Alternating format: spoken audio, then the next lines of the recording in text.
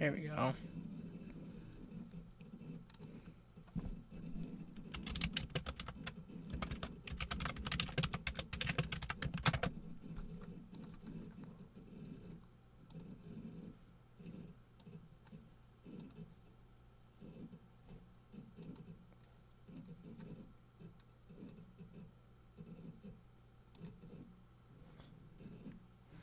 Okay.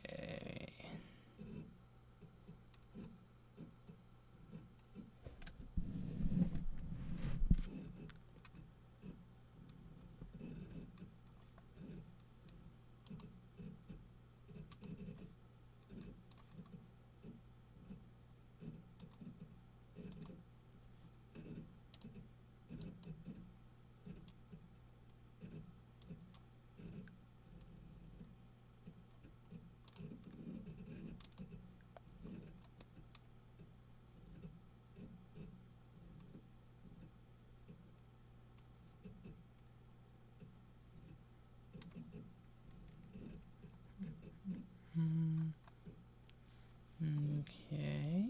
Make sure everything looks good.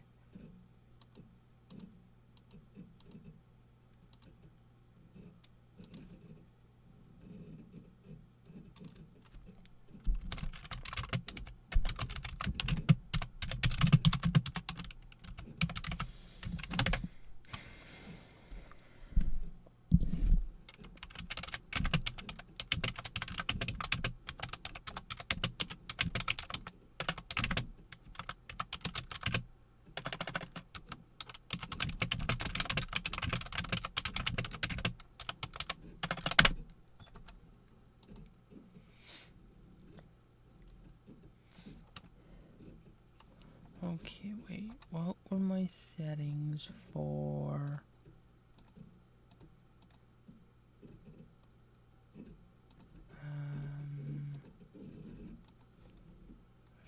Forgot my settings. Oh, here we go. Hotkeys. In game, okay. F4. Alright, perfect. Okay. Everything should be good. Hopefully.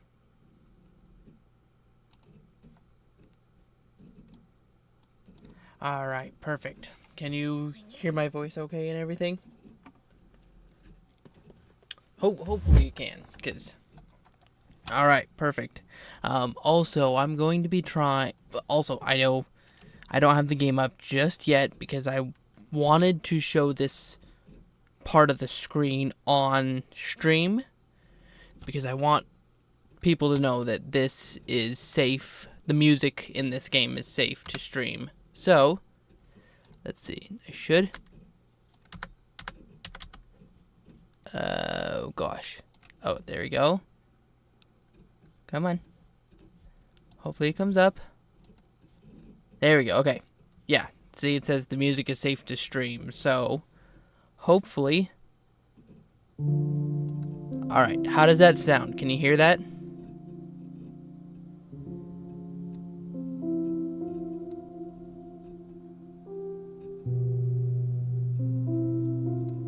I'm trying something different too, so... Okay, perfect. So, instead of capturing the sound from my desktop, I'm going to be capturing the sound from the game itself. So also, is there anything that's too loud or too quiet or anything?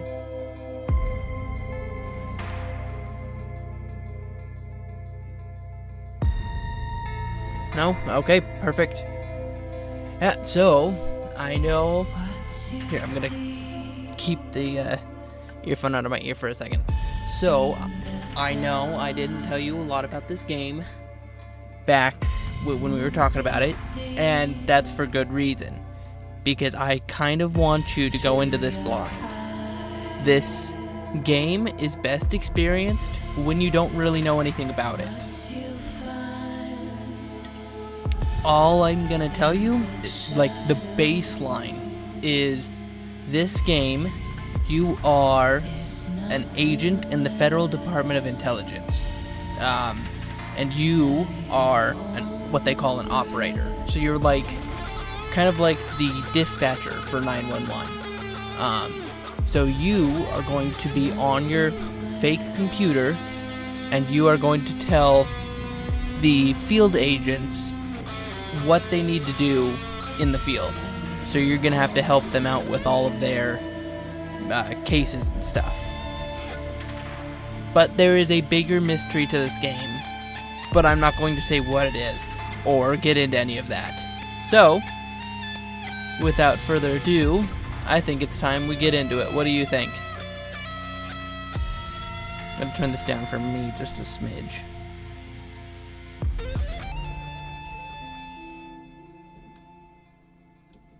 There we go. Alright, ready to get into this? Nope. There we go.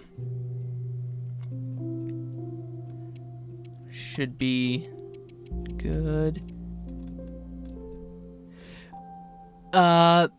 As far as I can remember, it is a little bit. I don't remember exactly how scary it is, but there are some freaky elements to this that make it kind of scary. Yeah. So, you want me to turn the music down a little bit? Is that what you're trying to say?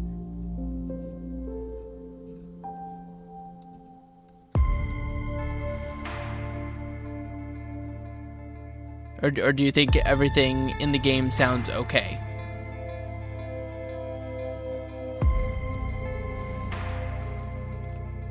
Okay, perfect. Sounds good. So let's go to about 70. How does that sound? Or is the game still too loud?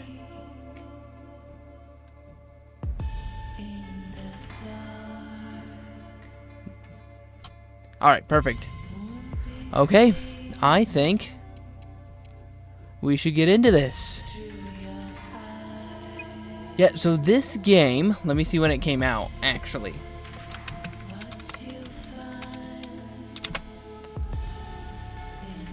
This game, oh, come on. When did it come out? The release date of it was actually July 22nd of last year, so it's about a year old. So let's get right into it. And it says it'll erase my progress, but I really only opened it to check about it, to check to see if it would work. So here we go.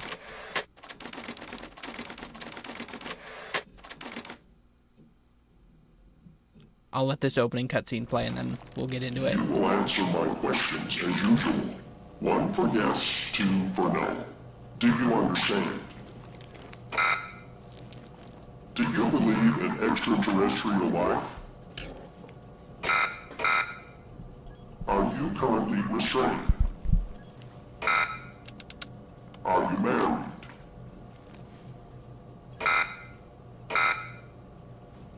Do you work in law enforcement? Do you know who I am? Do you know who you are? Are you...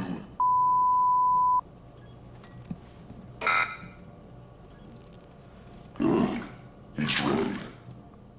Well, so there's a little bit of a mystery right there. Clearly they don't want us to know who we are yet.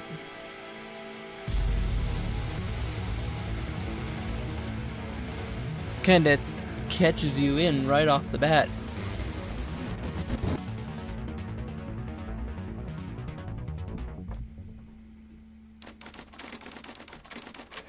Alright, here we go.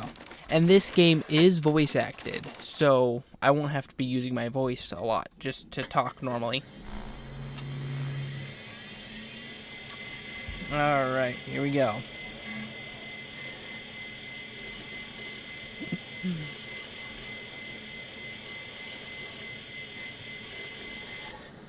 Okay, here we go. So now this part, I actually have to... Oh, I have to click on this. I actually have to type on my computer. So, clearly our name is Evan Tanner. And we don't know what our password is. So, let's log in and here we go. Also, if this gets too boring or whatnot, please let me know. Okay? I want you, like I say all the time, I want you to have as much fun as I'm having. So, alright, here we go. Yeah, so we're Evan Tanner.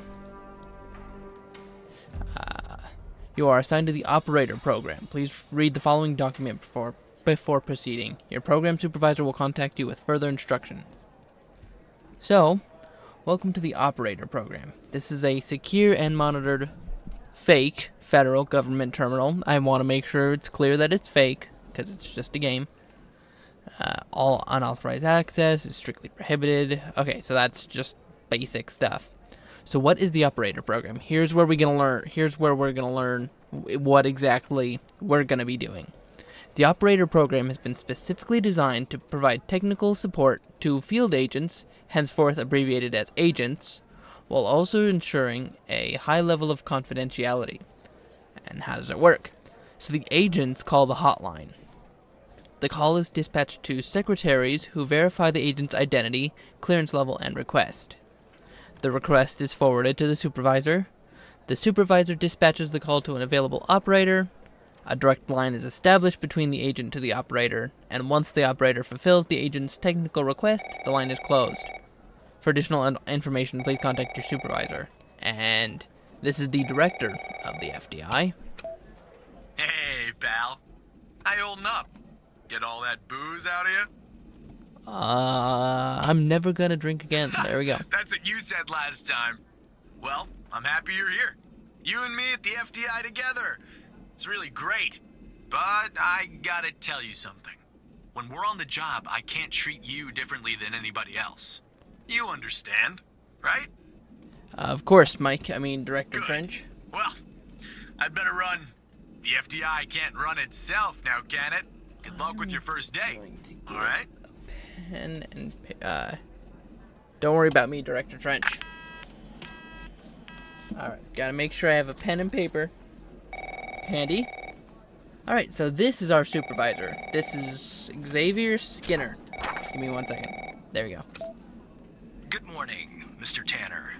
Welcome to the FDI. I assume you're up to speed on your mission here at the operator program? I read the welcome document, sir. You know the basics. Good. So, just to recap, your job is to support our agents by providing them with all the help they need in the field to solve a case. That help can come in the form of fact-checking, video and audio analysis, even lab work. My job as a supervisor is to link the agents with an appropriately matched operator. Any questions? I think I'm ready, sir. Fine. But first, you need to learn how to respond to an agent's request. Okay, here we go. Let's do a dry run, shall we? Yep. I want you to find my age. Oh, okay. This objective just popped up at the top left of your screen, Right beside here. the applications menu. See it? Yep. Whenever you're stuck, or if you need help, simply click on the question mark next to the objective.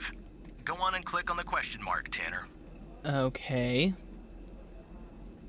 Yes, just like that. Okay, You perfect. can always click on the question mark if you get stuck, though I'm hoping this won't happen often. I'm giving Right. you access to the human database. The Human DB, as we call it here.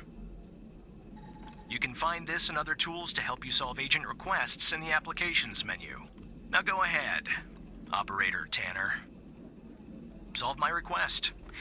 Find my age. When So, you find the answer, click on the objective, and then select the answer on the screen. okay.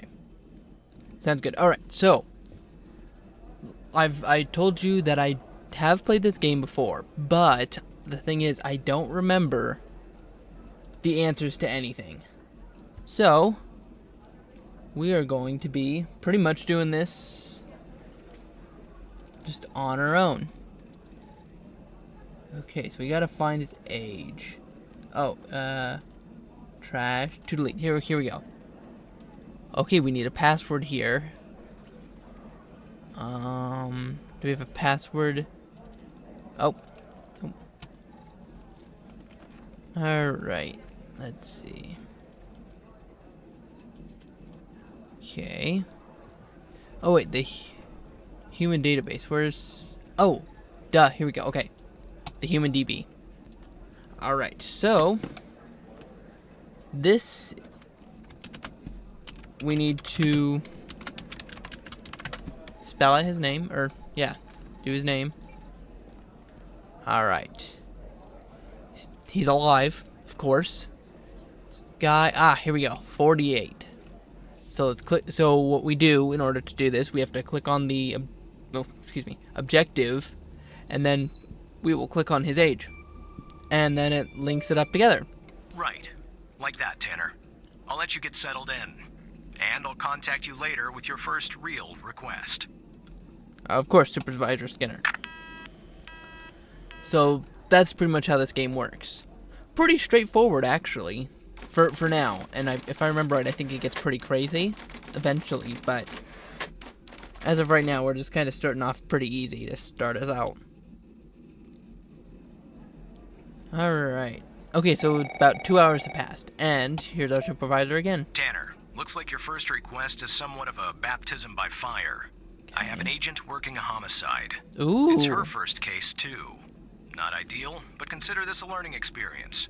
I'll be monitoring you in the background. I look forward to the challenge, sir. I'm patching the agent through now. A homicide for our first investigation. That's pretty cool. Okay, so here's the agent. It's Operator Tanner, right? That's right, Agent Pendle. I don't think our paths ever crossed at the academy, did they? Anyway, I got a homicide at a bar downtown called The Sanctuary. Ironic, Okay. no? My Vic, dead on arrival, is male, Caucasian, early 60s. He was shot in the head at close range around 2 a.m., just before closing time. As far as evidence, I got some surveillance footage from the bar, and some kind of list that I found on the deceased. Any chance you can work your operator magic and help find me an ID on the shooter? Yeah, I'll do my best. Thanks, operator. Okay, I'm sending over the files. Cool. Good luck. Sounds good. Alright. So here is where we actually get started. And I'm actually really excited for this. So we have Cam 02. So this is the camera. Okay. It comes in. Wow. Well, that was like the, This is our cutting-edge video analysis system, Tanner. Click on any relevant elements in the video to trigger an analysis. Go on, give it a whirl. Okay, Mr. Skinner, I kind of just want to try this myself, but... Just like with the video, you can click on a photo for further analysis. Okay, I'm gonna scan the face. Nope, The footage quality is insufficient Rats. for a proper ID. that makes operator. sense. You'll need to find another way to ID the killer. So, with your job, have you ever done anything exciting like this, where you have to try to figure things out like this? Or anything like that?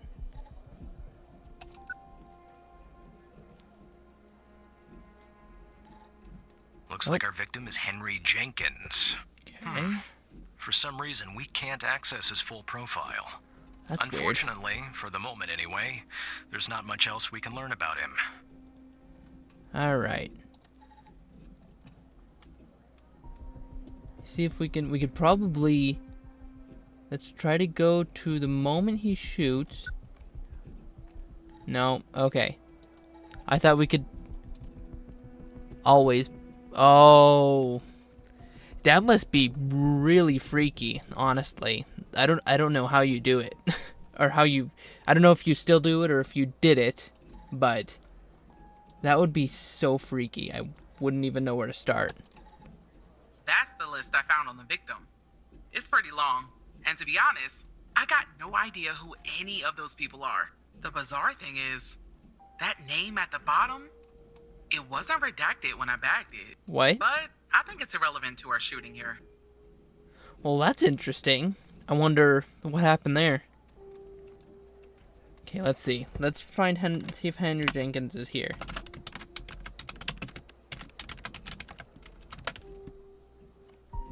No. Okay, doesn't look like it. All right. So, what do we have? We have a terminal. We have a car database. Oh, I didn't even think about that. So wait for the car to pull up. See if we can figure out something from the car. Aha! There we go. Okay. So, the owner is Ray Wells. Okay, let's open up car DB rope. Oh, never mind. Alright. Yeah, so killer's name is Ray Wells then.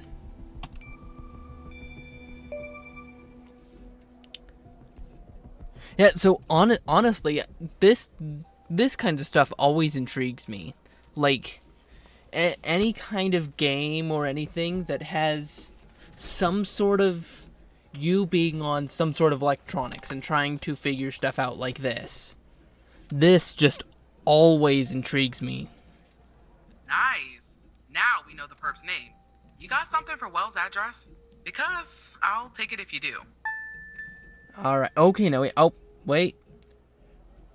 Okay, now that we know his name, we can search his name.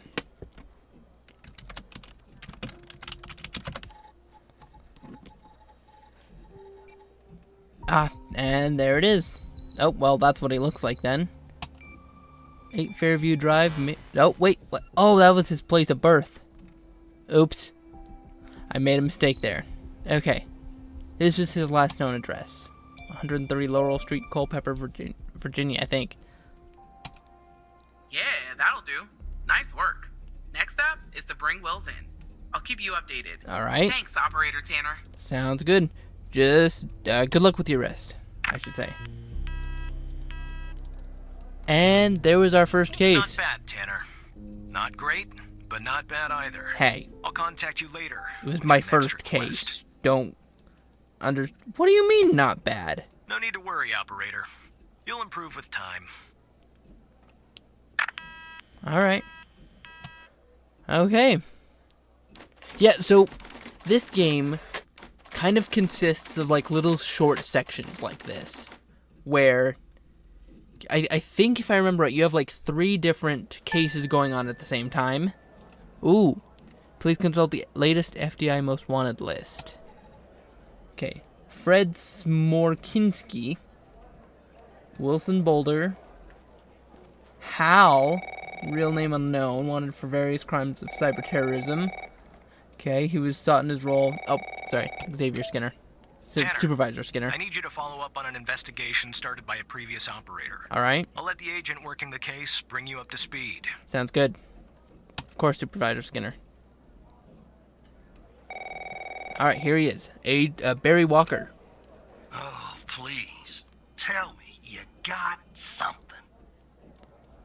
Sorry, I don't understand. God damn it! Who are you? Operator Tanner at your service. Great. Every goddamn time we get a new operator, it takes me twice as long. I got a life outside the FDI, you know? Interests, hobbies, full-blooded passions. I don't have time for this. Wow. He's not very nice. So what can I do to help? Got a missing persons case out here. Ooh, okay. Dryfield, Nevada. Connie Moore's her name. Okay. I canvassed the area, talked to the locals. I can't believe I'm saying this, but everyone thinks she was abducted by aliens. Oh. Dryfield, Nevada? Middle of nowhere. Hot as hell, sandy. Calling it a small town would be an insult to small towns. Alright, here he is. People actually think aliens were Look, I involved? think it's bonkers, too. Another weird thing is, over the past year, 4 people in Dryfield have claimed they've been abducted. And every single time they reappeared somewhere in the middle of the desert out here about a month later. What? Connie's story's the same. That's weird. I thought she was missing. She was. Popped back up yesterday. What? Collected her testimony myself. She had a camera on her. Naturally, Okay. I like to look at the photos. But to do that, I gotta go through you, an operator. Lucky me, right?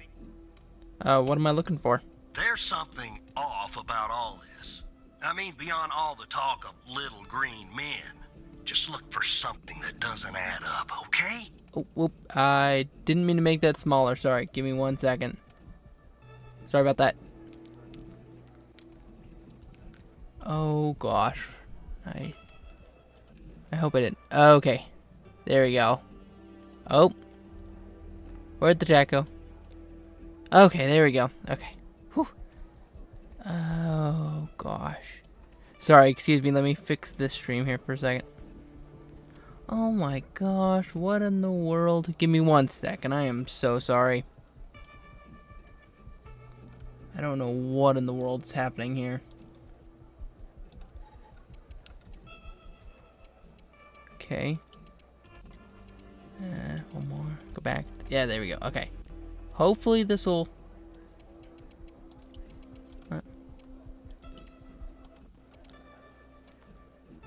Okay.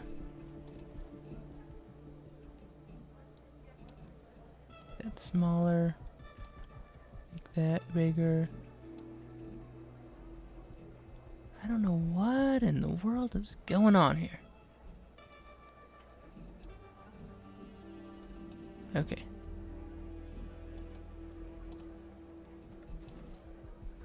Oh gosh. Okay, give me 1 second.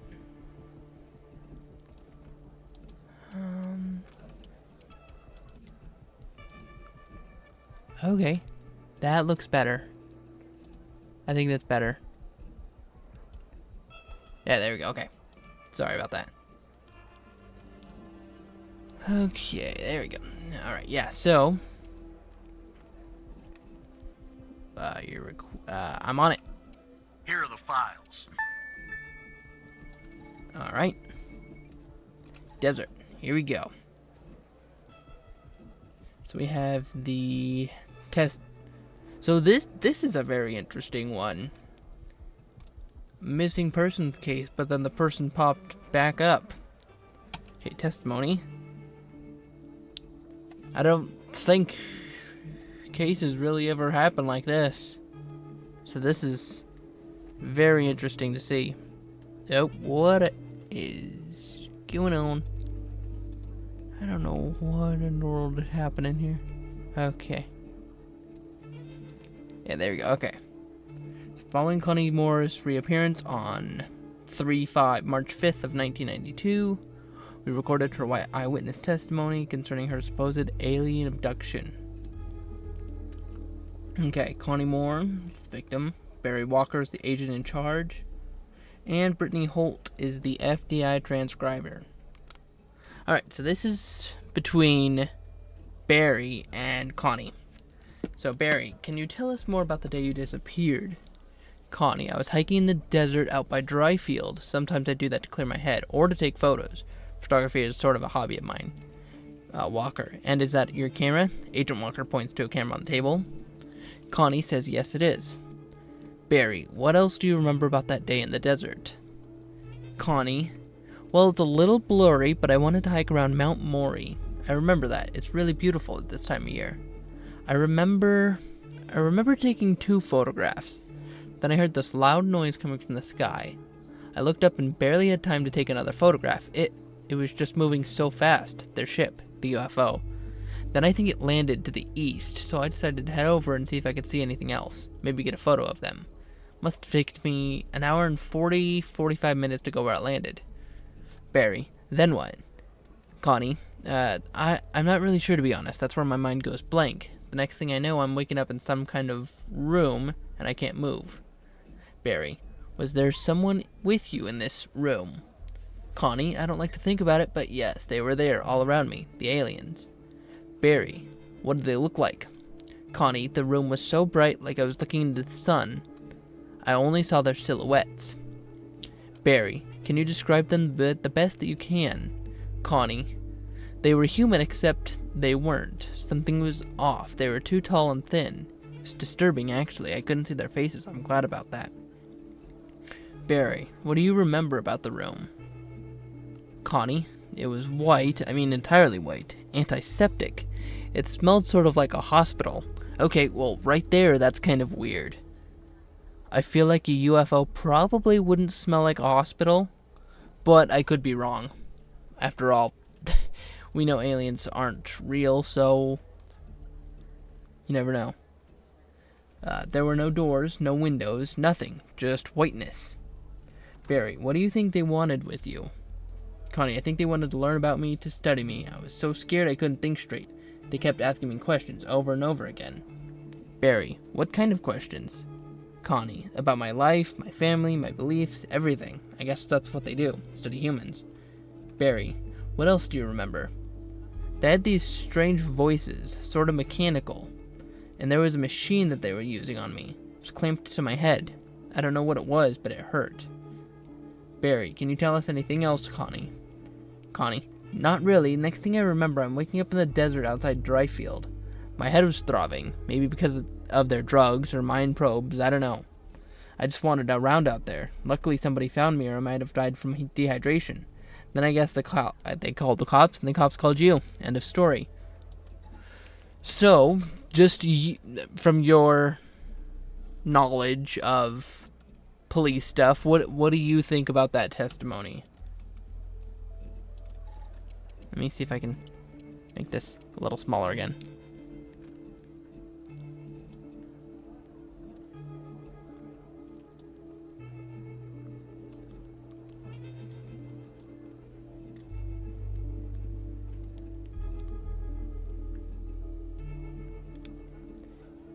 Also, can you still see the screen okay?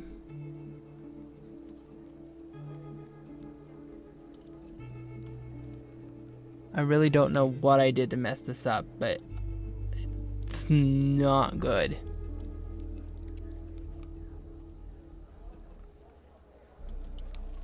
Alright, okay. Here, let's just do that and fix this back up. Okay. But yeah, so now I want your take on that testimony there. What do you think of that?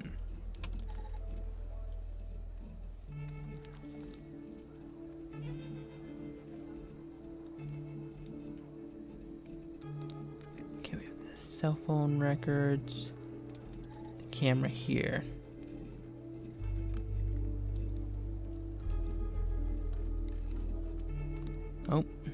Oh, here you go. Seems suspicious? Yeah. What? Oh, why did I pin that? How do I... Oh my gosh.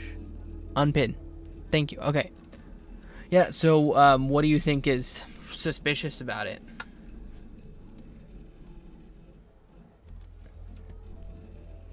I mean, I'm just asking you in general because of your work.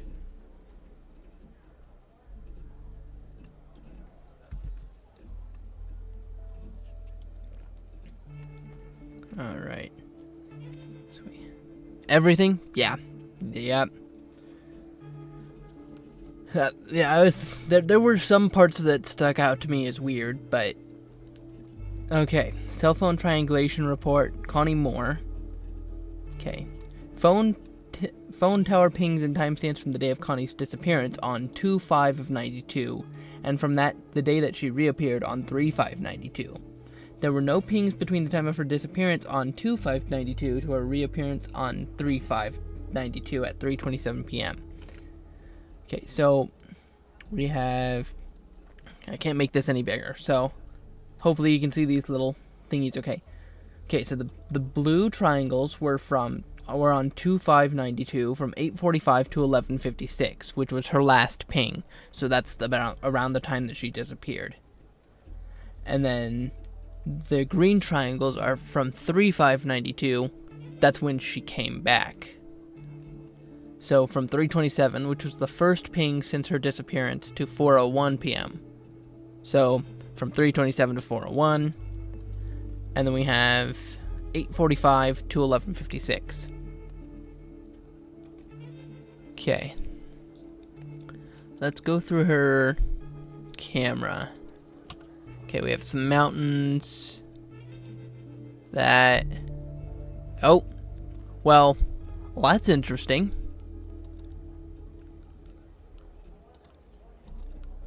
Okay, so this picture was taken on 2/5/92. 2/5/92 at 9:19. This one was taken at 9:43 on 2/5/92. And this one was taken at 10:13 on 2/21 of 92. Wait. Alright. There's something fishy about that. I think it has to be the date because she went missing on 2/5 and she didn't reappear until 3/5, or so February 5th till March 5th. But if she disappeared on February 5th, she shouldn't have been able to take this picture. So I think that's what this is. Yeah, okay. The photo was taken on 2/21/92, 16 days after her Jackpot. disappearance. Connie said she took that photo the day she disappeared. Huh. Clearly, she didn't. Maybe the aliens did funny things to her brain. Maybe her brain was funny to begin with. Do me a favor. Locate the position on the map where she supposedly snapped this photograph. Okay. So. Alright, so this was 9/19. So. Well, also, I feel like this game has some sort of, like, Twin Peaks or maybe some sort of Twilight Zone feel to it. Like, this just feels so weird and interesting. Okay, but yeah, so 9:19 would have been around here. 9:43 would have been around here. And 10:13 would have been quite, like, right around here. Yeah, there we go. Right here, Agent Walker. All right. Now check this spot out. Guess I gotta do a little hiking. Probably sweat my goddamn Oh. Uh-oh. What happened? And no, that's part of the game. It's not... Nothing actually happened.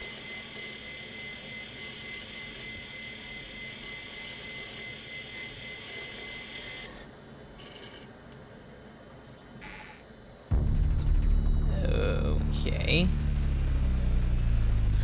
We probably got hacked.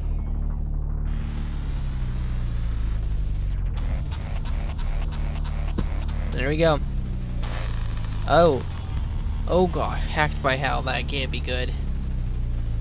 Now, if you remember, Hal was on that list of FDI's most wanted.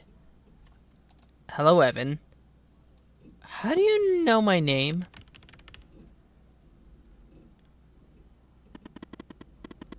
I know many things about you, Evan.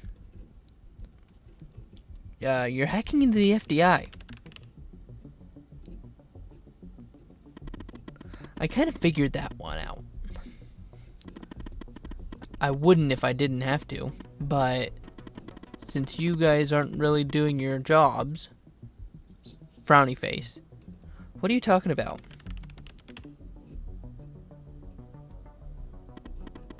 Let me show you something. Do you remember the list found on Henry Jenkins? Oh, you didn't see her name, did you, Evan? Oh my gosh. Look at that. Now that's a twist. The abducted woman. Pretty big coincidence, don't you think? I'm also going to assume that you didn't notice that of the 136 people on it, 122 have been reported missing. Oh my gosh. Did you kidnap them? Hal? Don't be ridiculous, Evan. That wouldn't hurt a fly. Maybe an annoying fly. One last thing, and this is the most important part. there's a name near the bottom that's been redacted. Yeah, we kind of pointed that out. That name is the key to understanding everything. I have to go now, Evan, but I'll be in touch soon. Promise. Well, that's we'll catch you, Hal. Well, that is a very big twist, don't you think?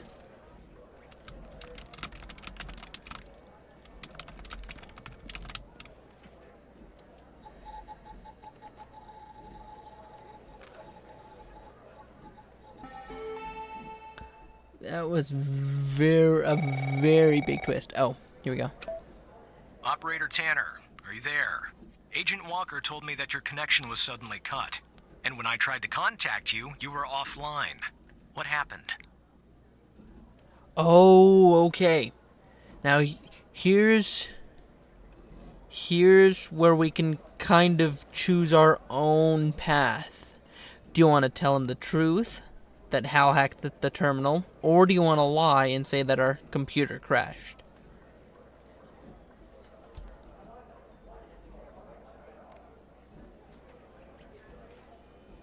Because we have two choices here, so...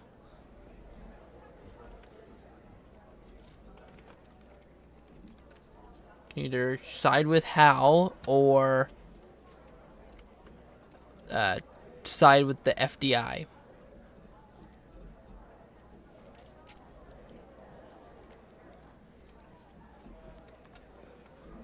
What do you think? Should we tell the truth or lie?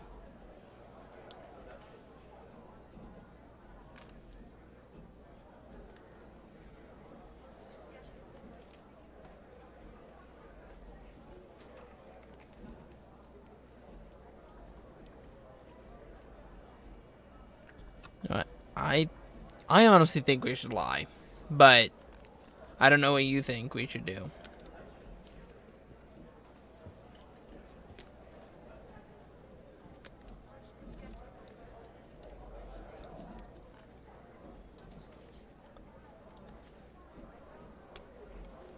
Yeah, let's just lie and say our computer crashed. I see. I'll have IT look into that at once. The second shift of operators has arrived. You can go home now, Tanner. See you tomorrow. All right. And don't be late. See you tomorrow, Supervisor Skinner. All right. And let's power the computer off.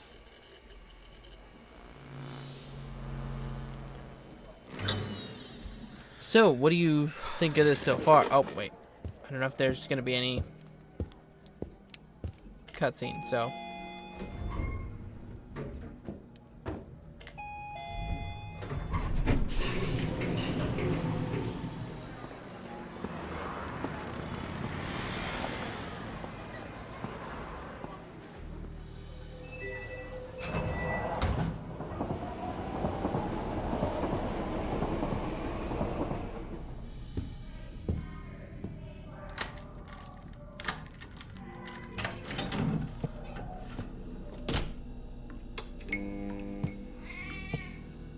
Oh, kitty.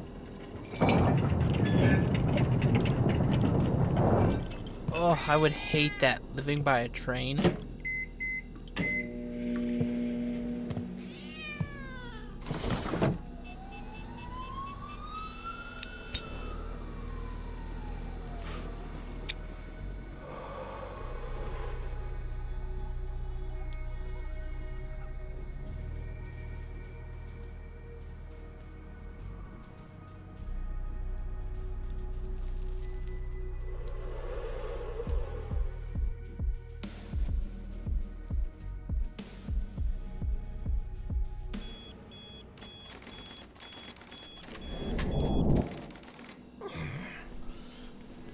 Alright, I guess it's time to head to work again.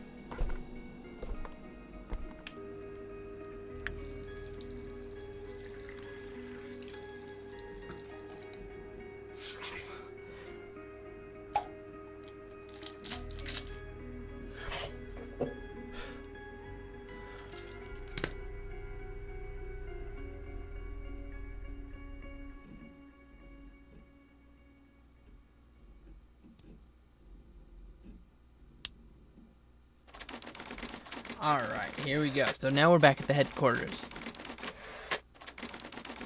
7:22 a.m.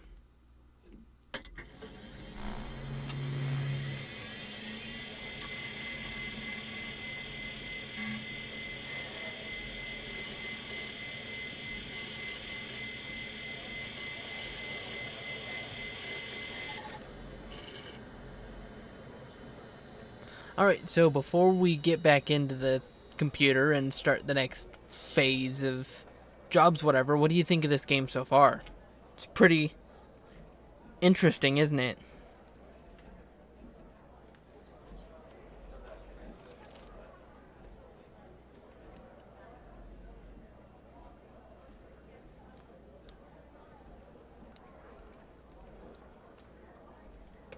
Definitely has a bigger air of mystery now that Hal's in the equation, I feel like.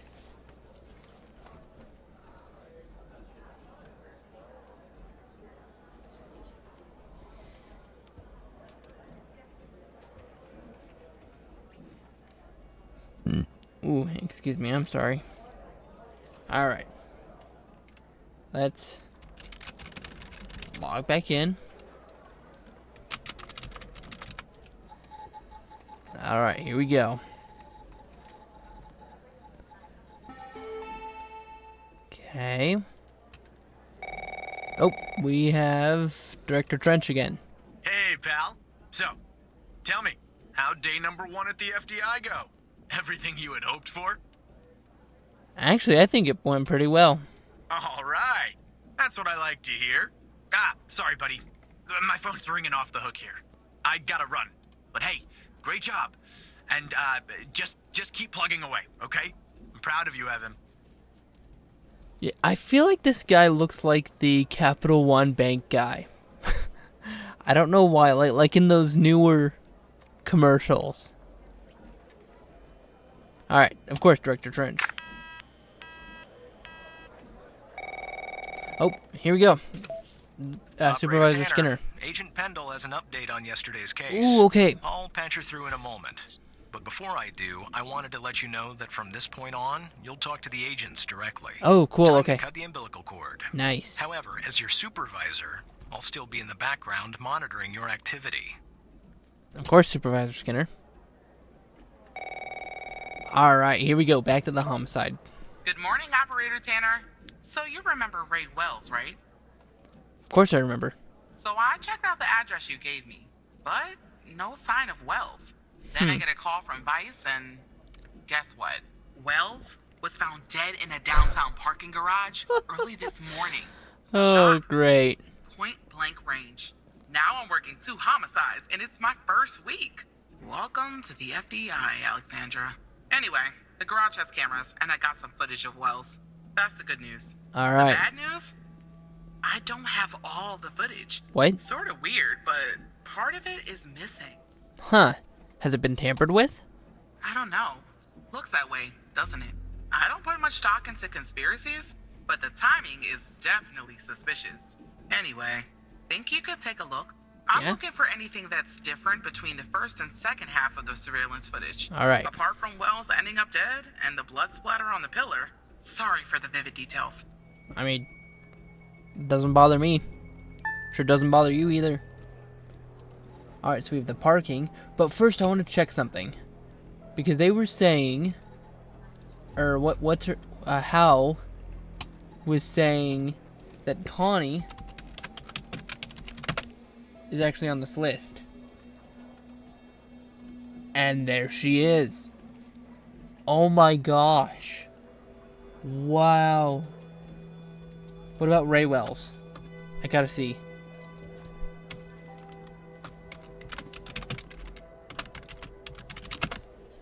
No, okay. Huh. Okay. Victim. Yep, Ray Wells. Oh no. Wait. Oh, that's the bar. Oops. Here we go.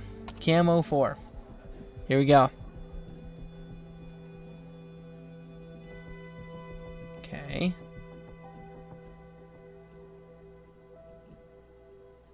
Huh. That's weird. Oh, and there he is. So now, what we have to do, we have to kind of skim through this. Okay, so here's the last frame of this. So here's the last frame before he dies. And here's the first frame after he dies. So what we're going to do, I think we're going to go back and forth between these. Okay, right there. And then I'm going to go...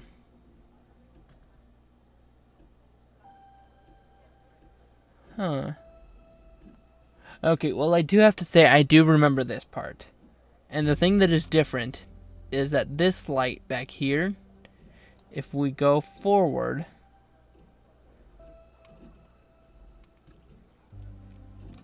it is now shot out. So, we need here. There we go. The light's off in the second part. Look at that. Give me a sec, operator. I'm gonna check this out.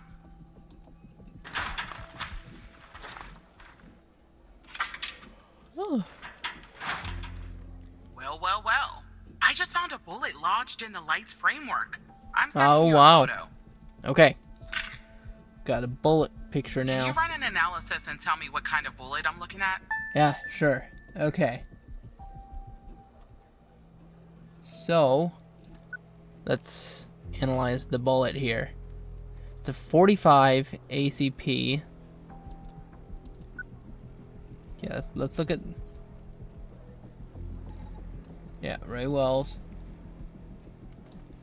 Okay, can we say that? Okay, there we go. Yeah. Looks like a 45 caliber round. 45 caliber? I believe that's what the military and police use. Well, Okay. that's something anyway. Thanks for your help, operator. Yeah, Appreciate of course. it. If only we had all of the footage. I know. Anyway, I should get back to the scene. Keep digging and see if you can find anything else about our perp. Okay, sounds good. Alright, found out more info on the killer. Oh, Hal. Okay, here we go. Hello, Hal. Hello again, Evan. Hello, Hal. Look, I have a deal to offer you. One that I think you'll find interesting. What do you mean? You see, we share a common goal. You, me, and the FBI. You just don't know it yet. So, here's what I'm gonna do. I'll help you with the Wells case, but you have to help me later when I ask for it. Do we have ourselves a deal? Why would I help a criminal? Because, as I already said, we share a goal. And because, without my help, you and Agent Pendle will never solve this case. Wells' killer will still be on the loose. And sadly, he'll never climb the ranks of the FBI. Sad face. I can't do anything illegal. You won't be. I mean, apart from working with me. The world's most wanted hacker. How could you help me?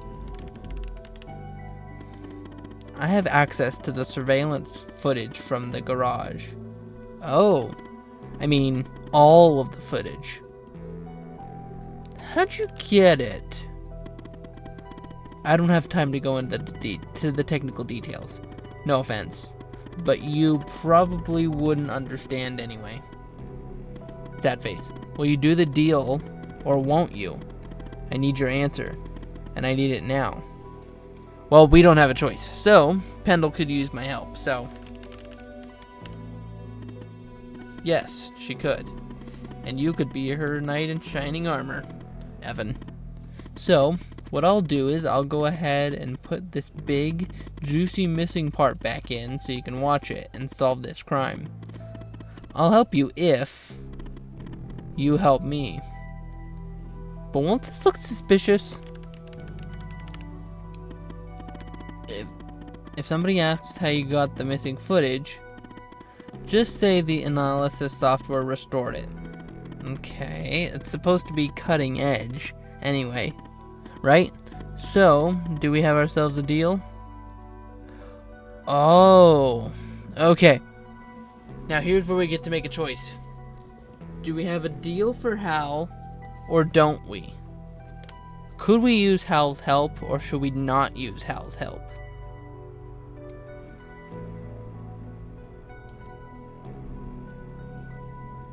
Let me see.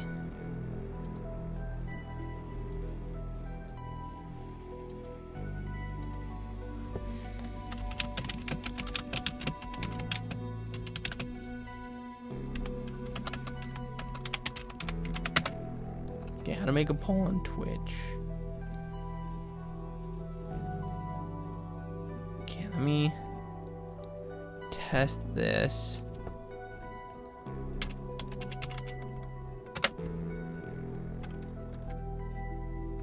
Nope, okay.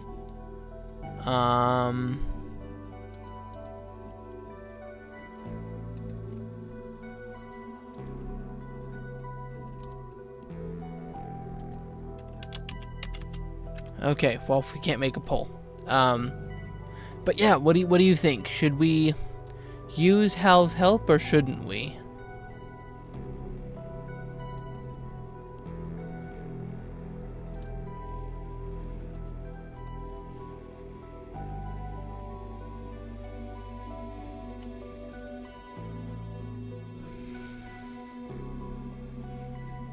I'm curious to see what you think.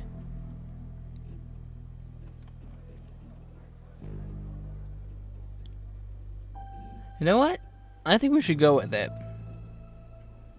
I don't know why, but something just intrigues me about this Hal. Why would this hacker help us by telling us that the list has something to do with the missing people? So yeah, let's do the deal. Good. Now give me a few seconds to run my script. Wow.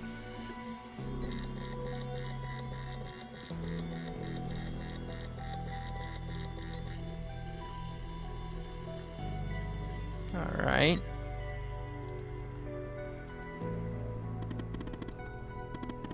Oh. All right, the missing footage has been magically restored. I hope you have your popcorn ready. I'll be back a little later to collect my debt, Evan. Until then. Okay. Parking. Camo 4. Alright, let's see. Here we go. We should get new info for the footage now.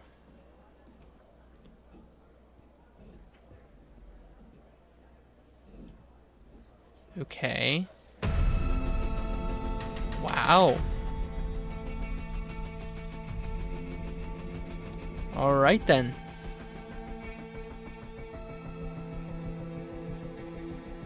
Okay, let's see. Let's go to the car. See if we can tell anything about the car. Okay. Anything? A 1991 Reg Dodge Charger. See if we can... Okay, wait.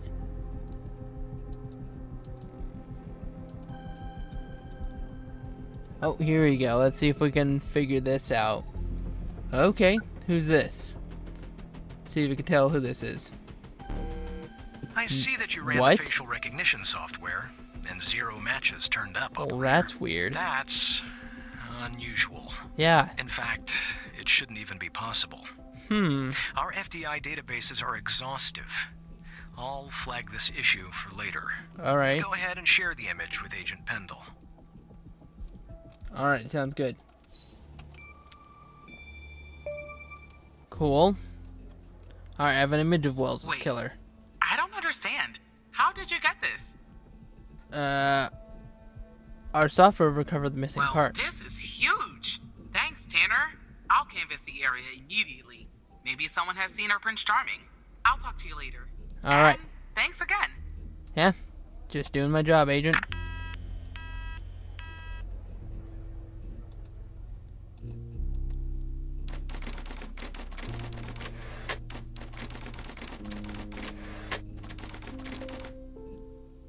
Alright, we are back in the headquarters still. Sounds good. Oh, what am I doing? Alright, go ahead, Hal, I'm listening. So Hal wants to collect on our debt, on their debt now. Good, now I'm gonna connect you to another FDI agent. Her name is Catherine Andrews. Just listen to what she has to say.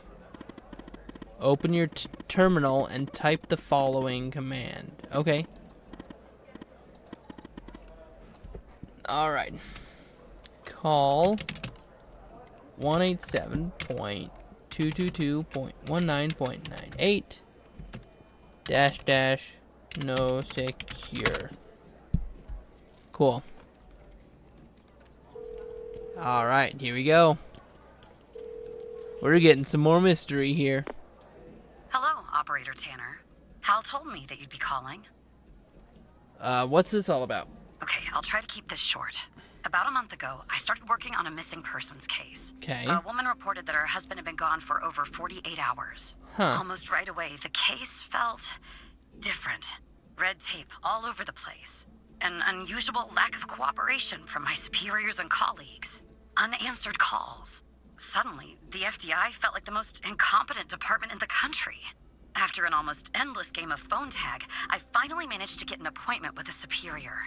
The plan was to sit down and talk about the case first thing Monday morning. That Sunday night, I'm awoken by a phone call. The woman's apartment has burned to the ground. And the woman, what's left of her anyway, has been found dead in the ashes. Oh. Okay, also, I do want to point out that if you do end up falling asleep or something, I will put this on YouTube, so you will be able to watch the rest of it. Timing sounds a little strange. Well, it gets worse. So I started looking into the fire, of course. I couldn't help myself. Plus, I felt like I owed it to Mia. That was the woman's name. Mia Cole. Anyway, Mia it wasn't Cole, long okay. before my superiors found out and pressured me to stop. They told me the fire had been ruled accidental, the result of faulty wiring in our oven. They told me I was wasting my time and precious FDI resources by looking into it, and said if I continued, I'd end up pushing papers in a basement somewhere. But that fire, Operator Tanner, that fire was no accident. I can feel it. Mia was murdered. I just have to prove it. That's where I'm hoping you can help me. Okay. How do you know that it's not an accident? Go ahead and search them in the Human DB. The husband's name is Sasha. Sasha and Mia Cole. Okay. Please.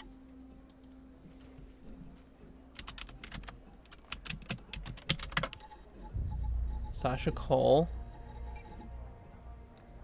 Clearance. We don't have enough clearance and everything is redacted. That's interesting. And then let's open it again. Let's look for Mia this time.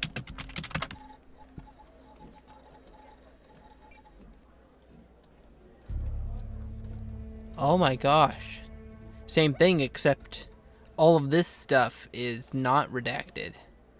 But for Sasha Cole, all of his stuff is redacted. That is so interesting. Give me 1 second. I'm gonna change my headphones here.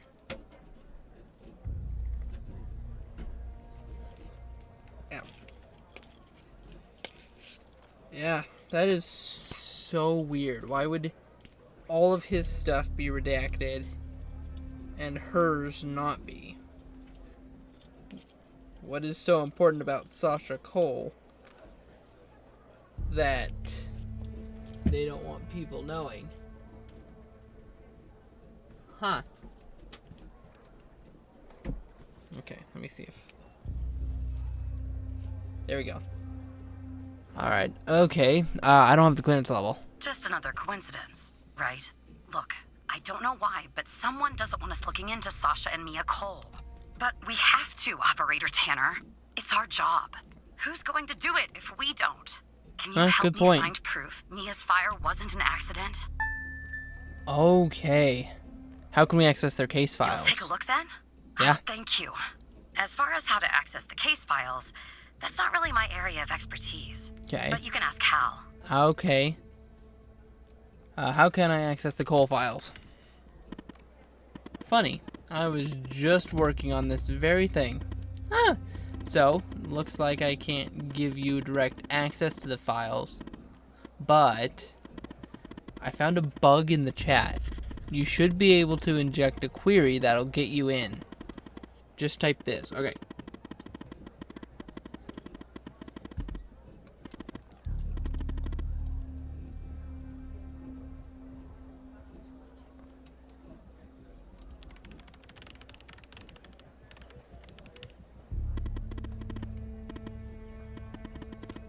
Okay, so it is...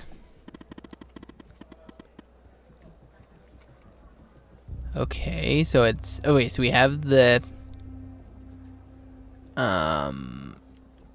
quotations. FL... Select... Times from cases where... Hey, I don't see... I'm gonna try it without... Sorry, I don't understand what that means, Tanner.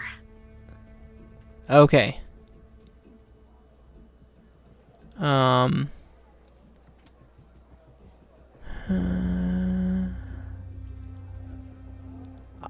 don't really see what's different between these. Okay, there we go. Despite being, well, a thorn in the side, you have to admit Hal gets results. Huh, that's true. Alright, let's look into the fire here. Summary. Alright, the following report was written by Agent Andrews and modified on blank by blank. Okay. Alright, status closed as of 2/27/92, so February 27th of 92. Death caused by accidental fire stemming from malfunctioning wiring in victim's oven. Agent in charge, Catherine Andrews. That's why we're talking to her. All of the notes are redacted, which is interesting. The fire started on 2/25/92 around 2 a.m. and was successfully contained by 3:12 a.m. Owing to the duration of the fire, minimal evidence remained at the scene. A single victim, identified as Mia Cole, through dental records, tenant information, and a wedding ring was discovered. The autopsy revealed no anomalies, attributing the cause of her death to the fire. No other signs of physical trauma were found. Okay. No indications of a forced entry or struggle are evident in the home, aligning with the findings of the victim's autopsy report. The fire responses team, referred to report blank, concluded that the fire originated from faulty wiring in the oven. A conclusion supported by our investigation. Alright, so that's the basics. Okay, a ring. The inscription Sasha and Mia is engraved on the inside. Wedding picture. Okay. And the ash sample. Oh. You have opened a chemical sample. We have automatically given you access to the CSLCA data report application. You can find it with other applications in the top left menu. Okay, here we go. Ooh, okay. Please review the user manual relative to the chemical sample analysis process before proceeding. Okay.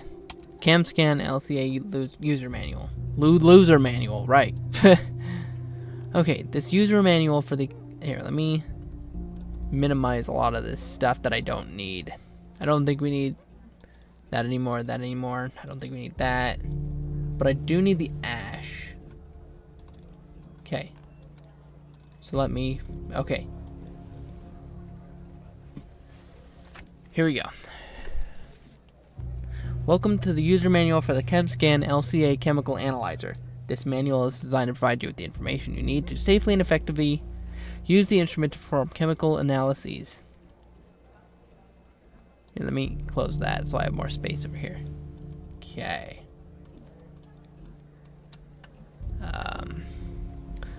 Please read this manual carefully before using the ChemScan LCA and follow all instructions.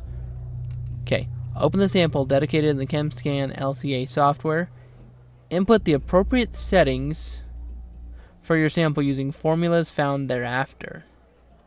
Okay. Okay, ion size. Here we go.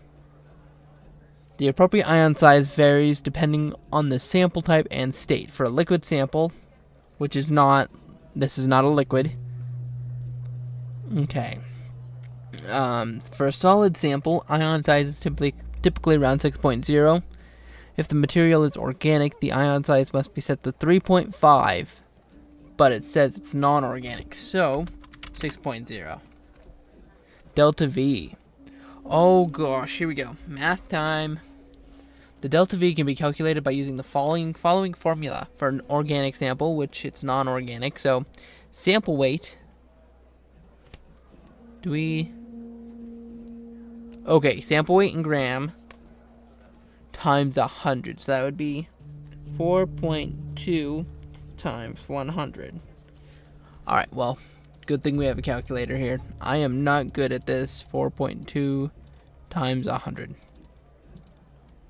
4,200. Okay. 4,200. Okay, threshold. The threshold value will depend on the delta V and the sample type. For liquid samples, the threshold should be set to 1/3 of the delta V. For solid samples, the threshold should be set to half the delta V. So that's 2,100. I think. Yeah. Okay. And the sample matrix. The default value of the matrix size is 5. If you're using an older version of the ChemScan LCA, version 1.3 or lower. No, okay. So, it should be set to 5. Let's go. The delta V and the threshold are wrong? Okay. For an organic sample, for a non-organic sample, sample weight in grams times 100. Yeah. Half the delta V, which is 2,100. Or so I thought. Okay, let me close all these. I need that. I don't need that. I don't need that. I don't need that. Oh gosh.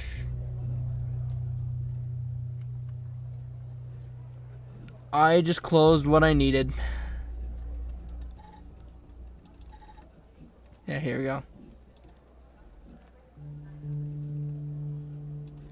Okay. There we go. And then let's close the ring. Okay. Okay, let's try this again. Ion size. For a solid sample, the ion size is typically around 6, so it's 6.0. The delta V can be calculated by using the following formula. Sample weight in grams, 4.2 grams, times 100.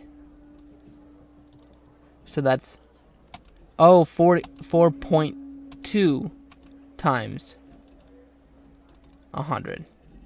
420. Okay, never mind. 420. I accidentally did 42 instead of 4.2. So that means the threshold is 210. And that means the sample matrix size needs to be 5. Okay, here we go.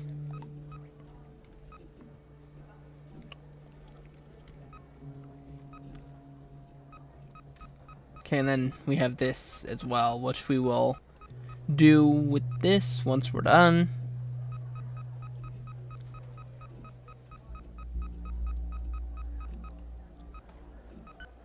Alright, let's see the results. Okay, so how to read the results. The ChemScan LCA will give as a result of the analysis a frequency response curve and additional sample characteristics such as pH, radioactivity, etc. These values are going to be used by the CSLCA data report. Open the CSLCA data report and input the CCVT.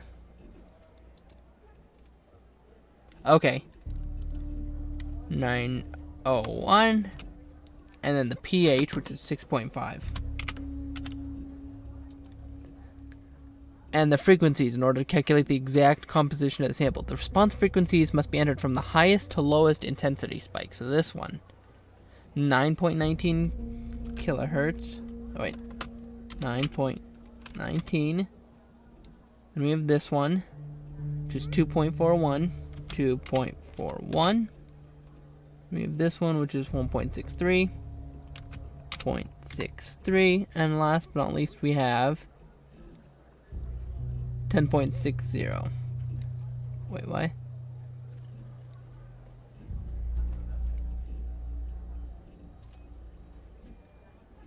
Okay, yeah, 10.60. Okay, let's see if that... Okay.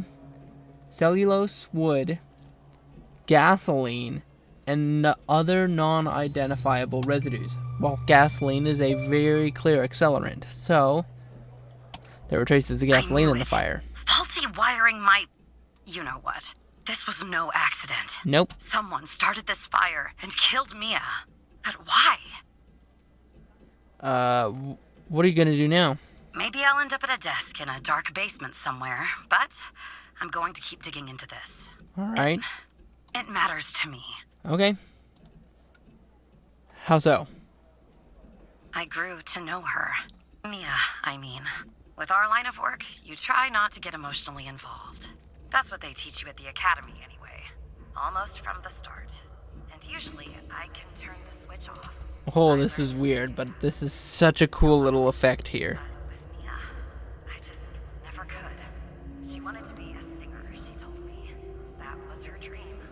And I'm not exactly an expert, but she did have a good voice. Really. She was just a different person. Wanted to find her music house. And that's something else I was doing. Sasha disappeared. She was supposed to be one of the Oh.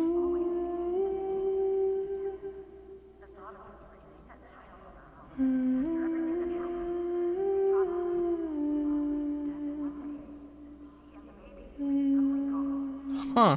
killed them, Operator Tanner. Someone killed Mia and her baby. Wait, why? Why did we Are hear you singing? still there? Yeah, I'm still here, Andrews. Oh. Anyway, thanks, Operator. Because of you, I finally have proof. Knowing Hal, well, as much as someone can know Hal, I have a feeling this won't be the Good with last those. time you and me work together. Yep. Good luck, Agent Andrews. Alright, sounds good. So, you found evidence proving the fire wasn't an accident? Well done, Evan. Maybe there's hope for you yet. The way the FBI has handled the Cole case, it's strange, don't you think? It does seem suspicious, yes. Yeah, it does. I just don't know what they're hiding. Or why. Look, I know you probably still don't trust me. I'm on the FBI's most wanted list. I hacked into your computer. I get it. But tell me something. Why would I bother going to the trouble of working with a low-level FBI employee? Sorry. Sad face. If I didn't have a good reason. I have literally no idea how. Maybe you're thinking about turning me in to get that reward. But it's too late. You're in too deep. Oh, Director Trench is calling me. Be careful. Alright. Operator Tanner, can I have a word? Of course, Director Trench. I see that you've been looking into the database entries for Mia and Sasha Cole. You want to tell me why? Oh dear. I just wanted to catch up on the case. I see. In the future, I want you to avoid anything related to Sasha and Mia Cole. It's a closed case. A total waste of your time. And if by chance something else pops up concerning the Coles, and this is very important, you come to me right away. Understood? What's the big deal about them? Oh, there's no deal, Evan. It's just highly confidential. Classified. And way above your pay grade. I'm sure you understand. Sure, whatever you say, Mike. I'll talk to you later. I know that was probably difficult lying to your friend, but you did the right thing, Evan. As a reward, I'll tell you something about myself. Something that only 2 other people know. The reason I have so much access to the FDI, I used to work there. Oh, you were in the FDI? I can't tell you more for the moment. But yes, I was. As improbable as that seems. What do I do now, Hal? For now, nothing. I'll be in touch later, Evan. Alright, okay. There we go. Well, that was pretty cool, but that was very interesting that Mike seemed very weird about us looking into the coals.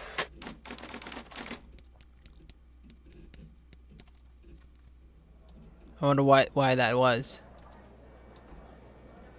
Alright, let's see. What do we have? Oh, Barry Walker again. Nice. So who the hell am I talking to this time? This is Tanner here, Agent Walker. Good. You haven't been fired. I was afraid I'd have to explain this goddamn case all over again. I went back to where Connie said she took the photo in the desert. Alright. You remember, right? Yeah. Where she said this, flying saucer supposedly landed. Yep. I didn't find a flying saucer or any aliens breathing their last wheezy breaths or anything like that. But I did find something else. Oh, what? Something disturbing? You could say that. You could definitely say that. I found stones. A bunch of stones lying there on the surface of the sand. What? I'm no geologist, but they look funny to me. Like they'd been moved. Put there for What? a reason, you know? Oh, that's So, interesting. I call it in. Because I'm sure as hell not gonna dig myself, Tanner. Not in this suit. A team arrives an hour later, and they start digging. Sure enough, under one of the stones, they find a body. What? Advanced state of decomp. They What? dig under another stone. And lo and behold, this time they find an entire skeleton. What? Turns out, we're standing on some sort of desert graveyard. Excuse me, what? They found a body and a skeleton? Yeah, messed up, right? And judging by the size of the skeleton, it belonged to someone young, Tanner. Oh my Real gosh. young. How many corpses are out there? Hard to say, but I counted more than 100 stones. Oh my If they're all gosh. grave markers, well, I'll let you do the math. I Wow. won't beat around the bush. The medical examiner has finished a preliminary report on the skeleton, and they found what Okay. they believe is a photo of the victim in the sand, Okay. buried there by the bones. Okay. Never seen that before. Any chance you can take a look at all this and Yeah. give me an ID, Tanner? Well, I can try. Or can I actually consider Let it me done. send you the files. Well, it's taken a while. Hard to access the satellite out here in Roswell. That makes sense. I mean, Dryfield. Okay. Alright. Looks like it went through. About goddamn time. Here we go. Oh, wait, no. We don't know the body yet. So, graveyard. Body 1. Okay, autopsy report 1. The skeleton appears to be female, estimated at 9 years of age. Oh, Starting the examination now. Initial observations show well preserved and intact bones. No visible signs of trauma or damage. The Ooh. subject is missing her left incisor. okay. The rest of the dentition looks good. No decay or disease is present. Moving on. Here's something interesting. One of the metacarpal bones on her left hand, the metacarpal 3, has a slight curvature. Huh. You don't see that a lot. So, to summarize, the subject appears to have been a female, approximately 9 years of age, with Oh. a missing left incisor tooth and a slight curvature in the metacarpal 3 in her left hand. Okay. Based on the level of decomposition, the body appears to have been buried for approximately 6 to 8 months. Oh, Further gosh. testing and analysis is needed Wow. to determine the cause of death. Oh, dear. That... Okay. Oh, wait. We have a ID badge here for this guy. Henry Jenkins. What? Huh. Well, look at that. So Henry Jenkins, turns out, is connected to this case as well. Okay, let's look at all this. Okay, message on the back. Welcome to the facility, Gabby. You're in good hands now. Bad. Oh, yeah. Alright, maybe it's Gabby. No? Okay. Yeah, that looks like it could be the first name.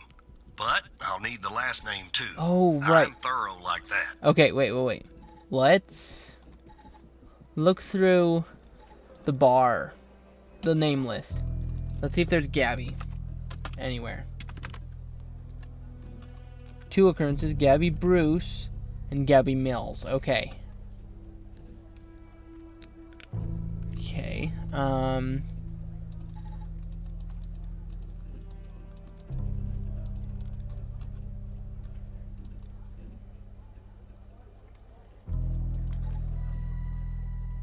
Huh. Okay. Oh, wait, no, we need...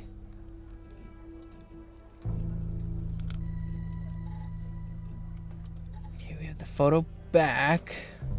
Oh, wait, can we have... determine anything else?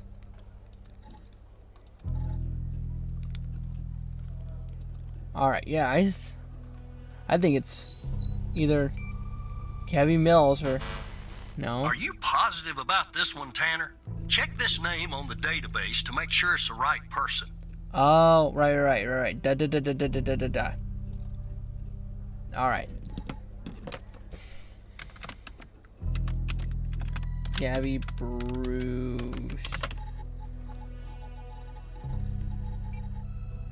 Oh, there we go. Okay. Yep. There we go. Her name is Gabby Bruce. How did you find this, Tanner? Her name is on a list from another case, like Connie. Just when you think this case can't get any weirder, that's exactly what it does. Yep. But I need concrete proof it's her. Got anything else in your bag of tricks? Okay. Show evidence. I think we need to show this. No. Having the same first name isn't enough. I Right. need something else. Okay. I need concrete proof that this is Gabby.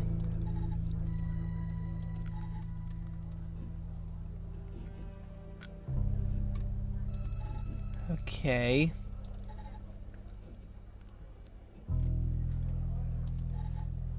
Oh, wait. Do I need...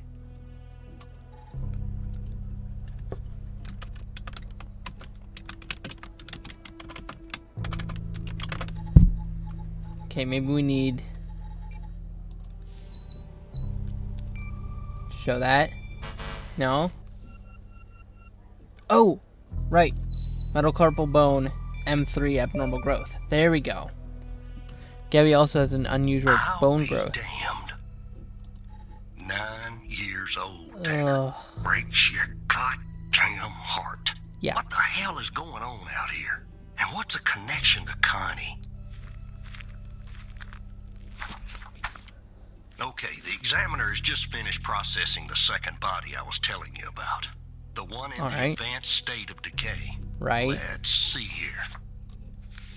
Adult male, early 60s. Okay. Ah, they got an ID on him. Oh, nice. Quentin Spence. Okay. Want to see if that name is on your Let's look magical him up. list too? Oh, wait. Oh, no. We gotta find it on the list.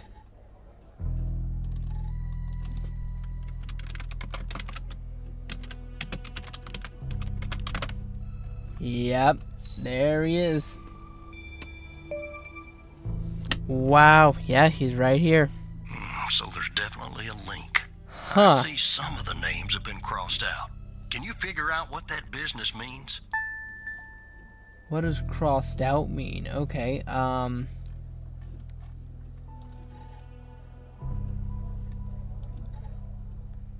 Oh, wait, that probably just means that they're missing, right? Let me open up...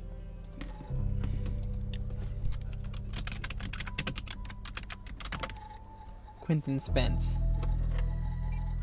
Yeah, he's been missing, so... I think that's what it means. Yeah. Crossed out means the person is missing. Must be about 100 names like that. And Number that matches yeah. the stones. God damn. And if I was a gambling man, I'd say the circled persons are still alive. Yep. Like our Connie. Yeah. There's something else about Spence, Tanner. What's that? They found him buried in a lab coat. With What? some, you're never gonna guess.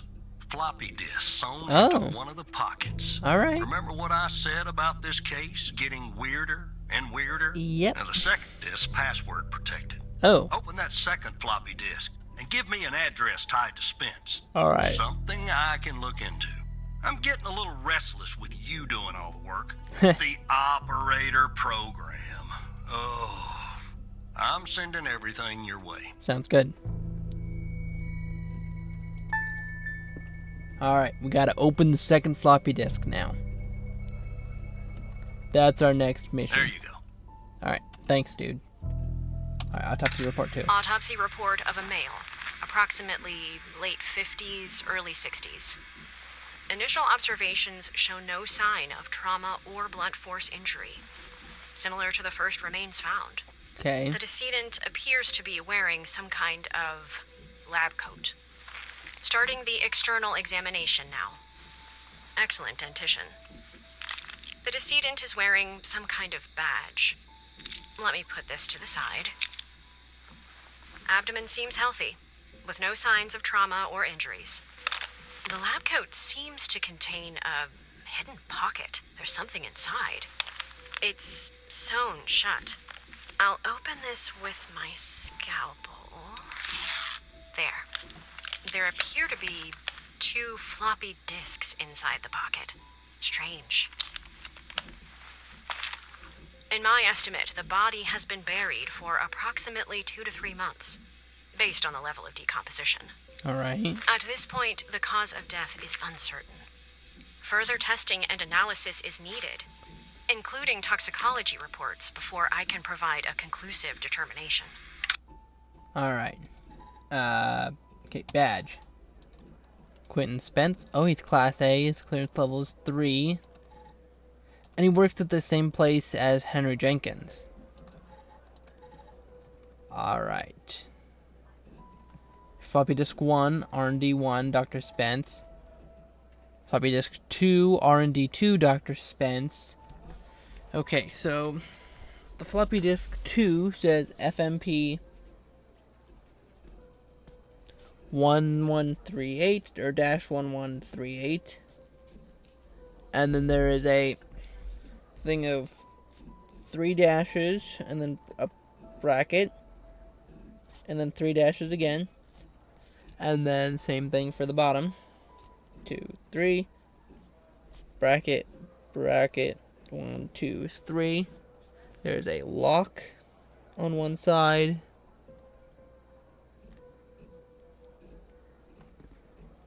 So, sorry, I'm trying to draw this so I can plan this out.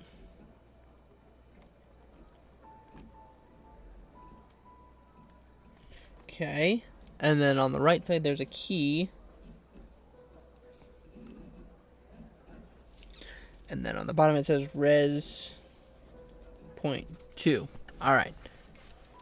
So we have floppy disk 1 available to us, study. Okay, upon my arrival at the BioM facility, I was warmly greeted by Dr. Jenkins himself.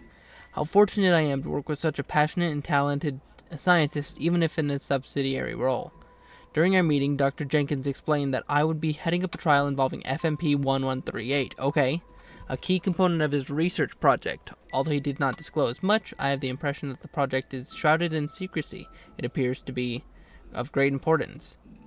The trials, which are scheduled to commence in a few days, once I am well versed with the subjects and the procedures are in place, Dr. Isles, the facility director, informs me that our work has the potential to slightly or significantly enhance the well-being of the patients who have been selected specifically for our research. The entire facility itself has been constructed for this purpose alone. Although I am unaware of the project's source of funding, there appears to be no shortage of resources. I am truly optimistic our research will make a profound difference and push the boundaries of scientific knowledge. Alright, FMP 1138. The AMPA receptor is a crucial component of excitatory synaptic transmission and plasticity in the blood brain. As a glutamate-gated ion channel, it meted. Okay. Okay, to unlock the full potential. Okay, here we go. There's something here. Aha. Here we go. Here's where it is. Alright. Nope. Gotta do that. Nope, even more.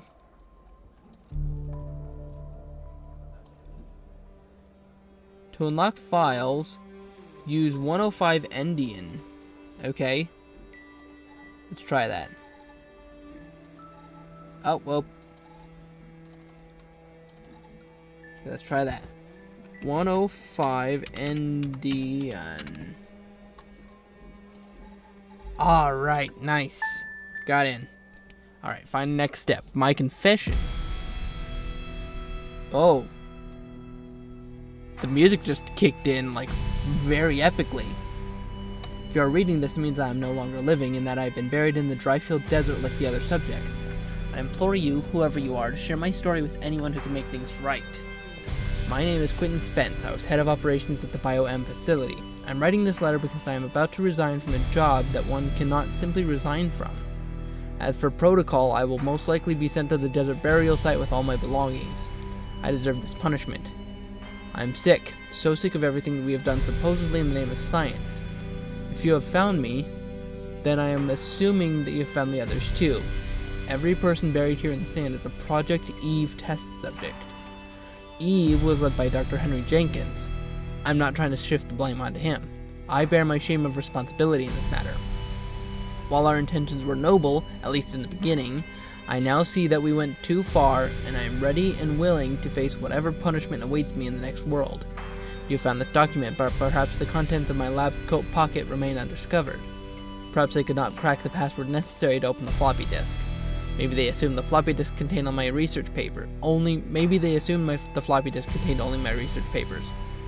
Regardless, you have the power to stop this. BioM facility, 22 East Border Street, Bedford, Nevada. Please do not be as cowardly as I was. Quentin.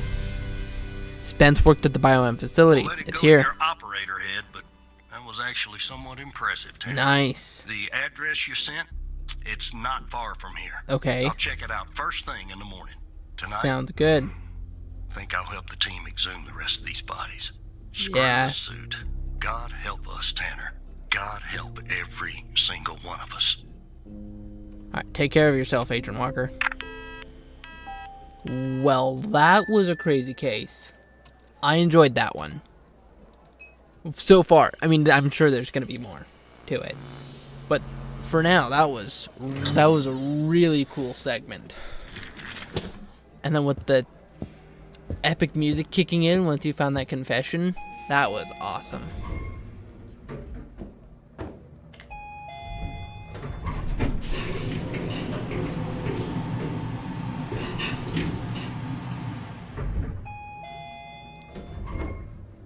Well, look, you need to do something about it. He's poking around, asking too many questions. What? He's going to expose us all if you What? don't rein him in. Yes, his shift is over. Yes. What? All right. Yeah, fine. We'll talk later. Bye. What? I'm sorry, what? What's going on here?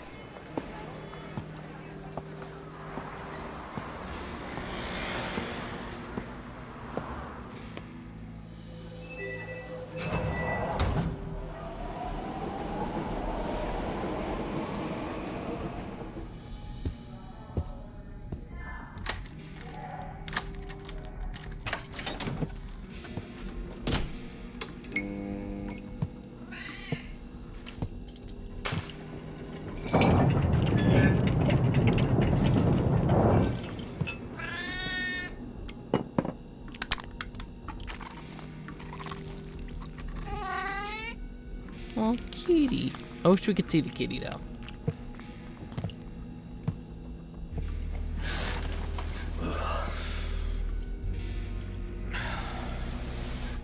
Sorry, I'm trying not to talk during cutscenes.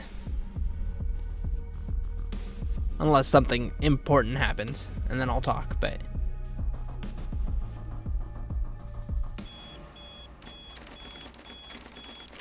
Alright, back to 6 a.m. Taking a shower and everything. Getting ready for the day at work.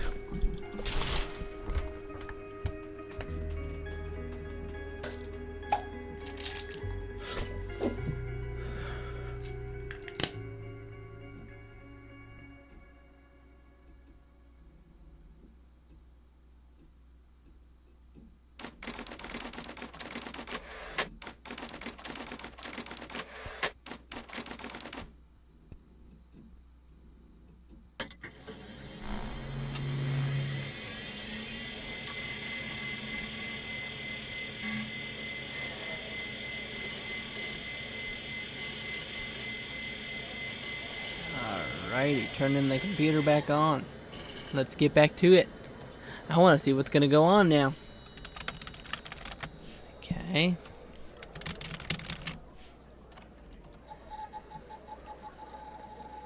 So I wonder who we're going to help start off. If it's going to be Agent Pendle, or if we're going to go with Barry Walker, or what. But... Oh, it's Mike Trench, of course. Director Trench. Good morning, Evan. Director Trench, good morning. Look, about yesterday, this business with the Cole files. Sorry if I came down on you a little hard, buddy. It's just that I know you have what it takes to rise in this place, Evan. Become a supervisor. Hell, maybe even replace me one day. But I can't protect you if you start poking around in the wrong places. Okay? Feeling a little stressed, I take it? Yeah. Yeah, I guess I am. It's this job. It can be a real killer. Well, I'd better get back to it. You have a good one. All right? Again, I can't tell you how happy I am to have you here at the operator program, Evan. That way, I can keep a close eye on you, can't I? Let's grab a beer later this week, all right? Once everything calms down in the madhouse. Have a good one, Director Trench. Alright, Barry Walker, alright, we're going back. Operator Tanner, that you? It's still me, Agent Walker. Tanner, did you give that address out to anybody? No, of course not. Well, somebody beat me to the facility, Tanner. What? Wait, what happened? The BioM facility burned down last night, Tanner. Up What? in flames. Oh, And if you didn't give the address out, someone else did. Looks like we got ourselves a mole goddamn operator program. What do we do now? Well, an investigative team came before me and logged the remaining evidence back at the department.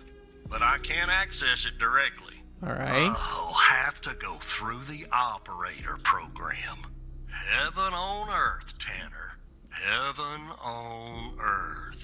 From what I can tell, there should be some security footage there that should shed some light on what happened here. Alright. Hopefully, it won't be too hard to prove this was arson. Yeah. Alright, we gotta prove it was arson. Let's do this. Well, that was a big twist. Okay, security cam.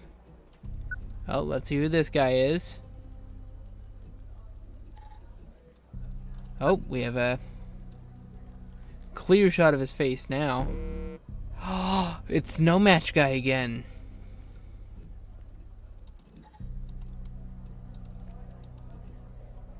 That was very clearly No Match Guy again.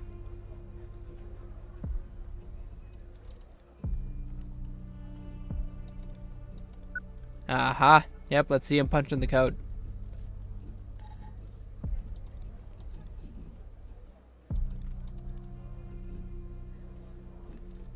Okay.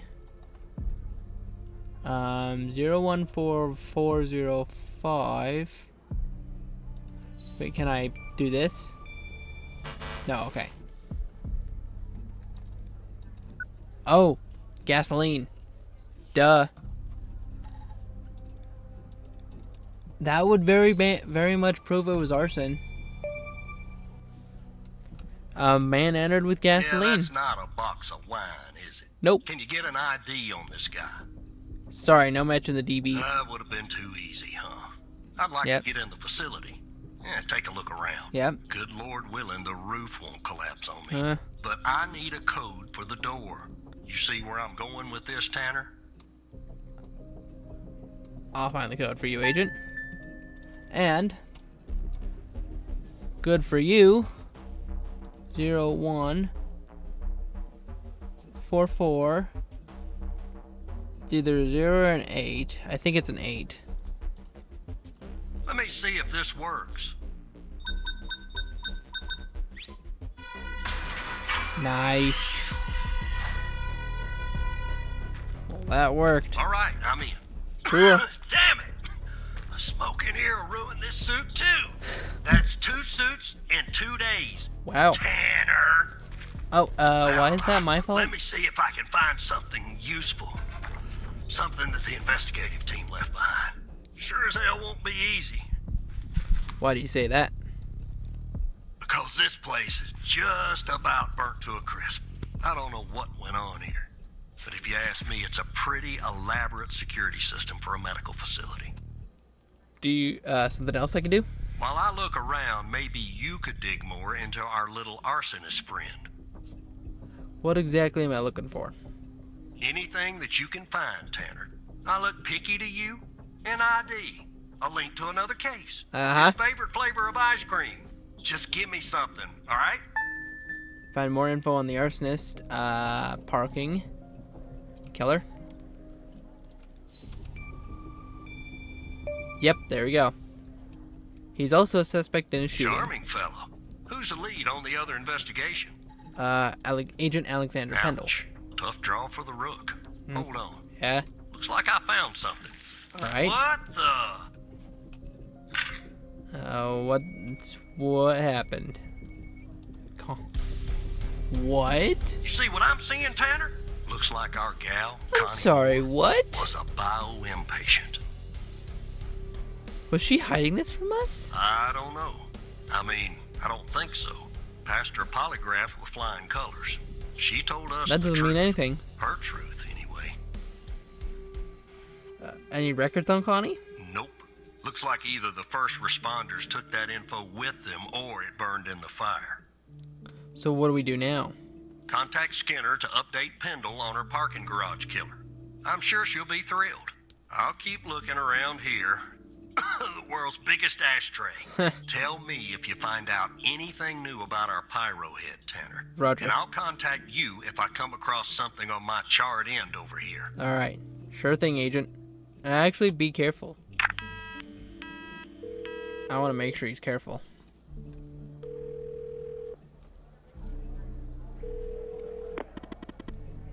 Wait. Oh, hell, wait. Whoa, what? Take it easy.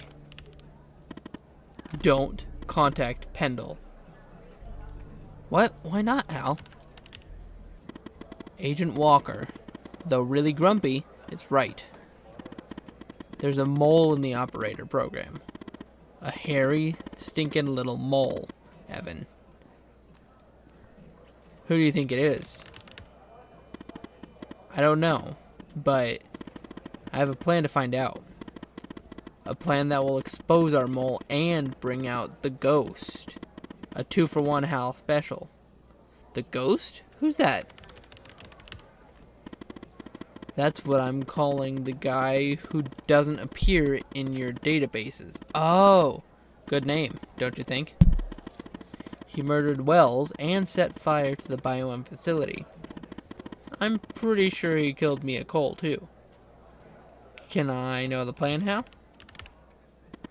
Well, since you and I are now basically best buds, why not? So Walker told you that a team came and logged evidence from the facility. It's now at the FDI, but some of it's been concealed. I can see that from here, just like the name on Jenkins's list. The evidence room is behind a closed network that unfortunately I can't hack into. So what do we do then? if we can sneak into the evidence room and access its computer, we can make the hidden evidence visible again. And if we share that information, it will catch the attention of our mole and trigger him, or her, to contact the ghost. That's phase 1. What's phase 2? Phase 2 is setting the trap for the ghost with agents Pendle and Walker. But I'll talk more about that later. Are you confident this will work? It's my plan, isn't it? Okay, I've hacked the accreditation server, giving you access permission. It's go time, Evan. So I just use my badge? You just use your badge. Now, chop chop, Evan. Alright, this better be worth it.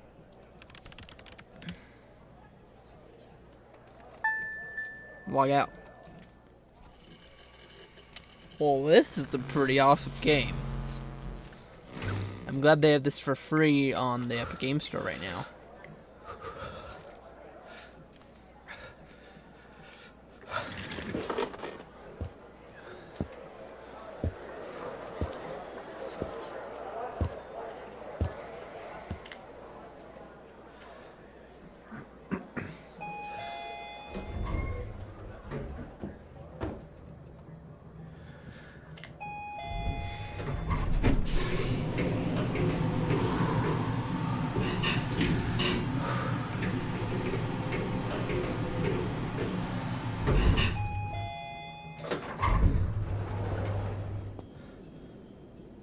Alright.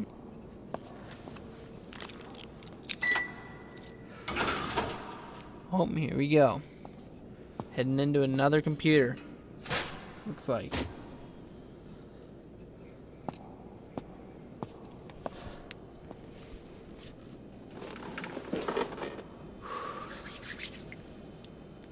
I'd say we're probably around halfway, maybe a little bit more. I could be wrong, but alright.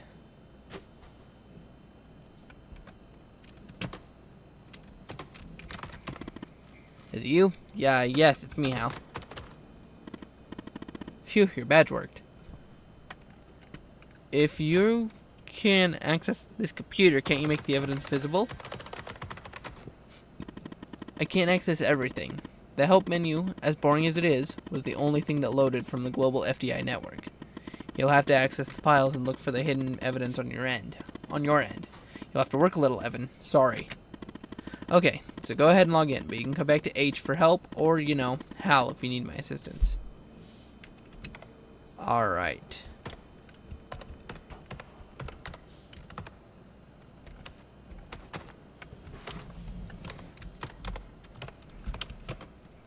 Okay,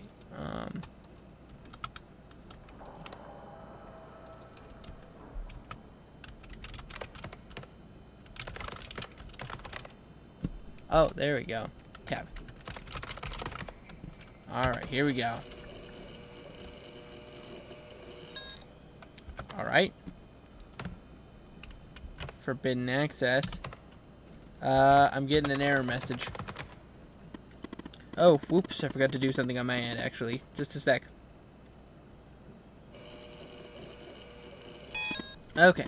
Okay, just updated your credentials. You should be able to see the files now. Look at the hidden column and see if you can find any evidence from the facility case that you can make visible again. Then come back here once you've done that, okay? Sounds good. Okay. Well, I want to see... Okay. Tab. I kind of want to see... Hidden.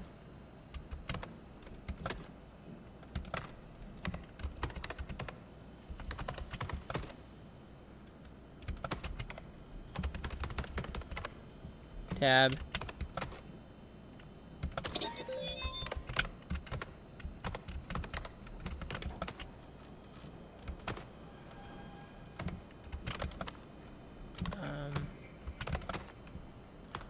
All right.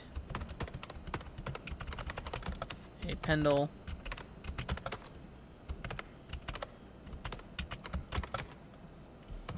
Alright.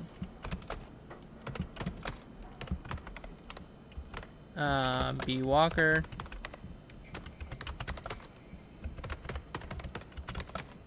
Okay. Oh.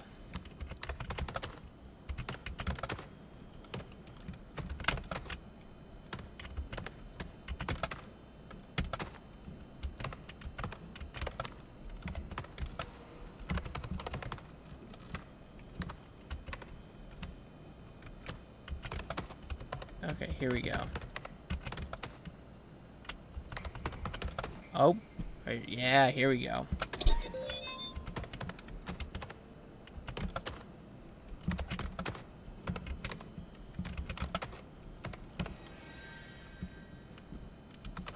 Alright, the evidence is visible again. You've reverted the list to the uncensored version. Nice. I was gonna ask you to do that, but you actually beat me to it. Okay, you can go now. Log out and head back to your desk. But, you know, act natural. You know what? Let me look at everything first. Just to make sure. Because... Oh, nope. Okay, there we go. Yeah. Because I think...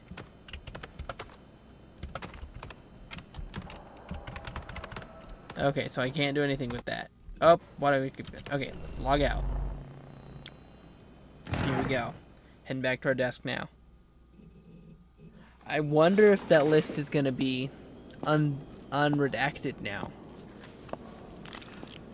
So we can see what that name is.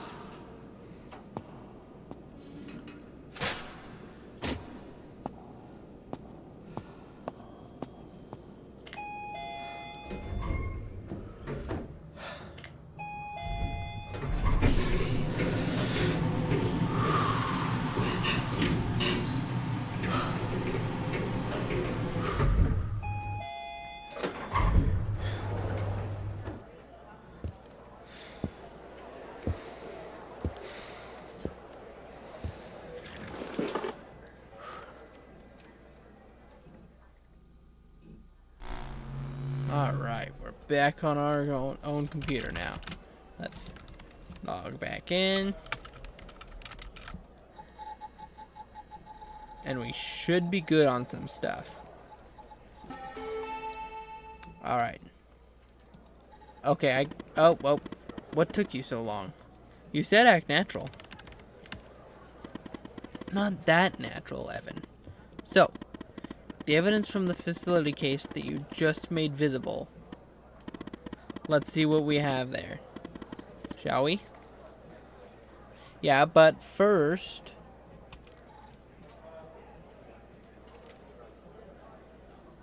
Oh my gosh. What in the world? Look at that name right there. That was the redacted name from earlier. And then I made it unredacted. Sasha Cole. Wow. Okay, the hard disk drive. Here we go. The drive looks a little damaged, probably from the fire, but I wouldn't be surprised if they tampered with it too. Looks like it's going to take some time to recover the files. In the meantime, check out Jenkins's list, yeah, and see what name they redacted. I'm kind of nervous. Well, I already know what it is. Here we go. Epic music time. Sasha Cole. Not epic music time? Mia's husband, and his name is circled. That means... means what, Hal? If what Agent Walker said about the circled names is true, then Sasha Cole is still alive. Does he know about me and the baby? I hope not. Anyway, the hard drive has recovered some of its files. Oh, that's fortunate. Look, there's a file for Sasha Cole and Connie Moore. Both are password protected. Let's focus on Connie's folder first. See if you can find a way in. Sorry, Evan. You're gonna have to work a little more. Oh my gosh. Okay. Sir, we've noticed that you used your badge ID as your password. We recognize the convenience of this, but in the interest of preventing security breaches, we strongly encourage you to adopt another. Even though your password has more than 4 characters, it is still not secure enough. At your earliest convenience, please choose a new password. Okay. So that means, let's see, body, no, not body 1. Oh yeah, body 1.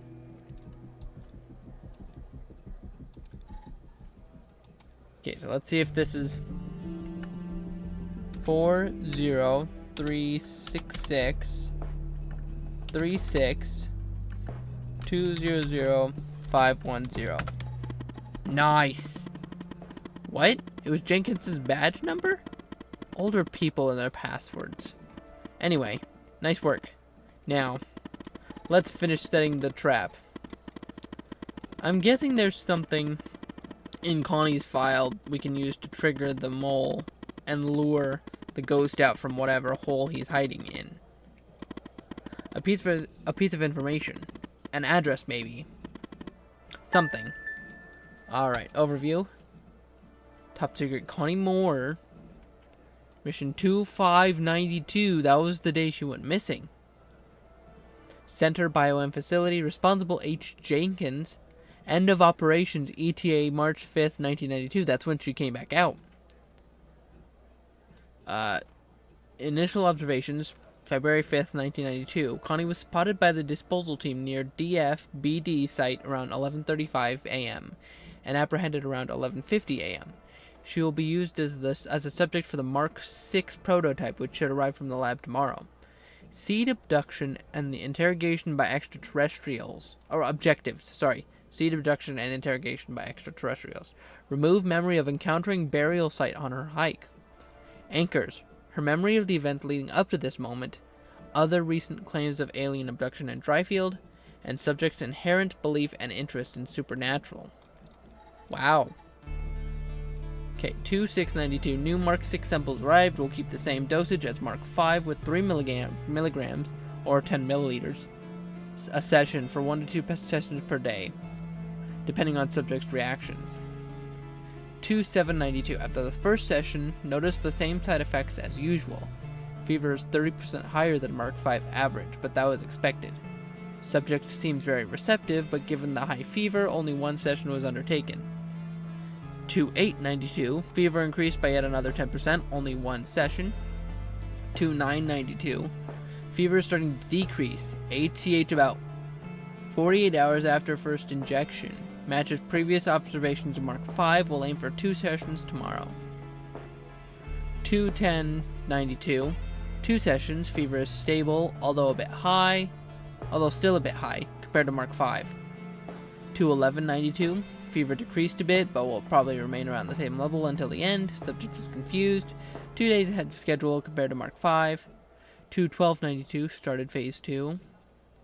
21692. Subject seems very reactive. Phase 2 is over. Phase 3 is ready to begin, probably tomorrow. Will need photographic fakes ASAP. Waiting for identical weather conditions. 21792. Phase 3 begins. We'll focus on the DF-BD objective until we have the photography. 22092. Subject's perception of the DF-BD site is already modified. Rain finally stopped. Most likely able to produce photographic fake tomorrow. 22192. Finally have photographic efforts. Original photograph has been replaced by ersatz. 22392. Subject's memory of the picture is altered. Mark 6 shows at least a 25% efficiency boost versus Mark 5. 22692. Objectives are attached to anchors. We're ready for Phase 4. 22792. Confusion stopped. Phase 4 begins. 3192. Control sessions are fine. Some hesitations, but since anchors are strongly aligned with objectives, appears to be working. 392, Phase 4 is over. Objectives are now deeply rooted. Final injection this morning. Subject is sedated and will remain so until fever stops. 3592, and fever stopped, sedation stopped. Subject will be released into desert this afternoon. Conclusion, Mark 6 is very promising. 30% more efficiency overall, but 40% more fever, which is going to be a problem for the most fragile subjects. We will keep Mark 5 as a standard for now, aiming for Mark 7 to address issues with fever. Note, send the report to the lab, 442 Wakehurst Avenue, Spring Valley, New York. There we go. Got the address. What in the world were they doing to Connie? Good question. But this address is perfect, Evan. Given the messed up things Jenkins was doing, I'm sure they want to keep this lab a secret. Now what, Hal? Now it's time for Phase 2. We have 2 agents looking for the ghost, Walker and Pendle. Time we put them to use. Let me check something. Okay, Agent Pendle is closer to the lab. Contact her and send the address. Whoever's monitoring communications between the agents and operators will see it. Am I putting Pendle in harm's way? She's a big girl, Evan, and she won't be alone. Go ahead and contact Skinner so you can contact Pendle. I'll get back to you later. Alright, here we go. Important part. Yes, Operator Tanner? I have information for Agent Pendle, sir. What kind of information? An address linked to the murder of Wells. All right. I'm forwarding the call, Tanner. But I hope you're not just sending Pendle on some wild goose chase. I hope so too, sir.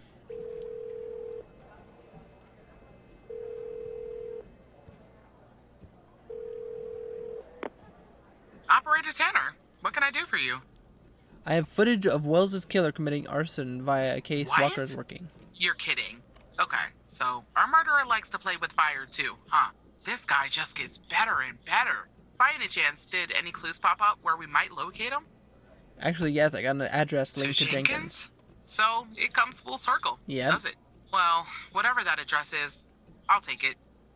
442, oh yeah, blah, blah, blah. Nice. So what exactly is this place?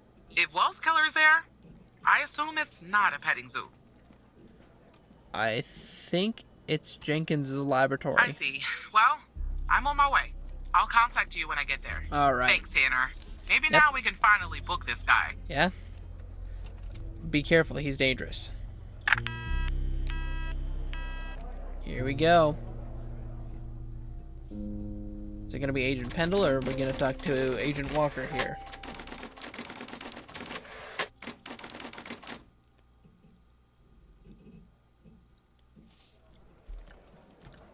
Okay. Oh, Agent Pendle. Tanner, I'm at the lab. Alright. What do you see, Agent? The door was unlocked, Oh. actually. It's real weird in here, Tanner. Like everybody suddenly took off. They left all their beeping lab equipment behind. But I don't see any sign of Wells' killer. Looks like a dead... Shit! Drop the phone. Slide your gun over to me. Slowly.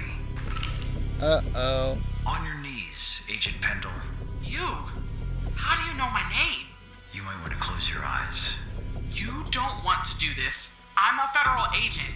Agent Walker, FBI! Drop the gun! Drop the gun! Nice. Move away from her! Now! It's locked! What did you do? Hands up! Turn around! Turn around! Hands on your head! Pendle, you okay? Walker, we have a problem here. What'd you do?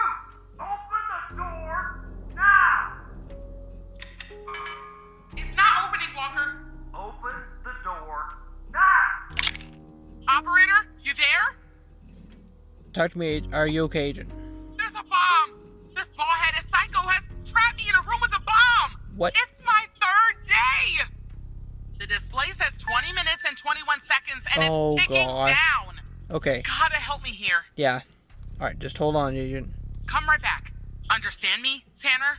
You come right back.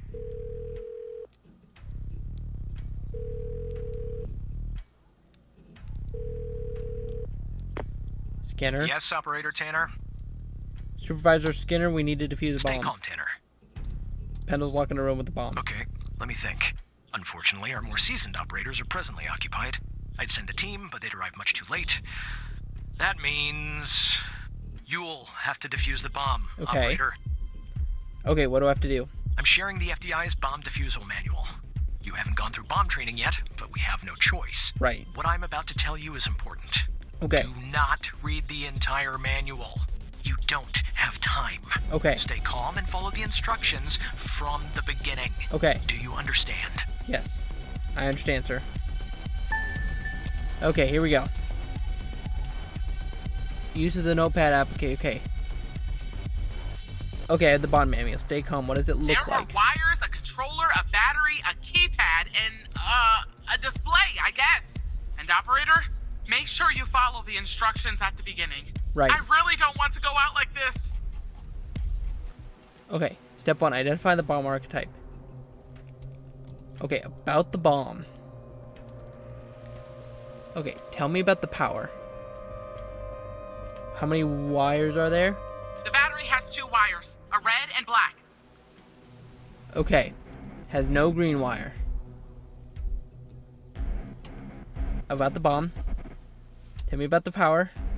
What kind of battery? I don't really know. A single battery pack? I think.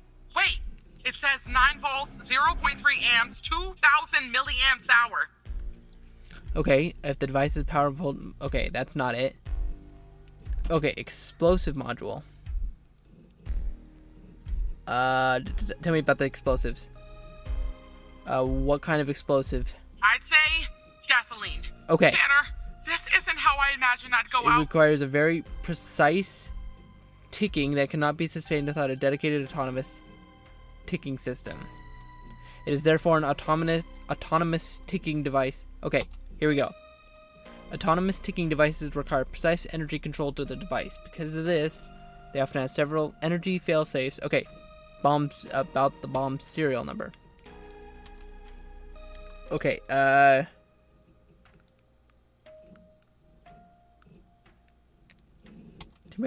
okay. Do you see what kind of a display is it? I don't know what type it is. The numbers are made of little bars. There's 7 of them. Is that important? We don't have all day, operator. I know. I want you to enter a code on the numpad. So 4 zeros. It says ABM 186511. ABM 186511. Okay. And now the serial number displayed. It corresponds to the serial number. If nothing. Okay. Okay, wait. Where was the okay, autonomous? Okay, so it's if the bomb is 3 okay, ABM blah blah blah. The first step is to disconnect every module that requires ticking. For that, follow the procedures listed under the column Disable Procedure for these modules. Oh, wait. Okay. In these modules only. Okay, the first step is to disconnect every module that requires ticking. Okay, keypad. Okay, I want you to... Okay, wait. Okay, I want you to cut a wire from the keypad. Cut the yellow wire. Are you sure, operator? In order to disconnect the keypad module safely, you simply need to cut a... Yes. I hope you're right. Okay, I'm cutting the wire. Oh, it's done. Okay, But the bomb's still ticking. yes. Okay, display. The device is a multi-mass archetype.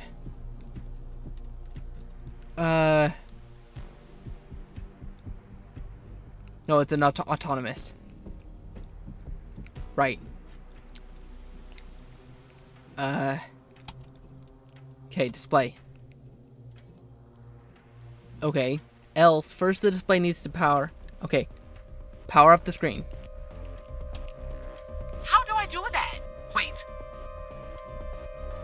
I see it. A little switch next to the screen. Okay, it's switched off. Okay. Then I want you to cut a wire from the display. Cut the yellow wire. I hope you're right. All right, it's cut. Okay. I want you to. Then we need to cut the red wire from the display again. Cut the red wire. Here goes, operator. Okay. It's done. Okay, I want you to power on the screen. I'm pressing the switch. The screen is still off, but I guess that's normal. And then we need to power off the screen. I want you to power off the screen. Okay, it's switched off. Okay. Now, we need the receptor. Okay. Receptors are the most complicated. Okay. Else, there are two types of receptors. Okay, active and passive. Active receptors, receptors are passive. Okay. Okay. I want you to cut a wire. Okay, wait. What are the receptors? Used to receive remote signal. Oh gosh.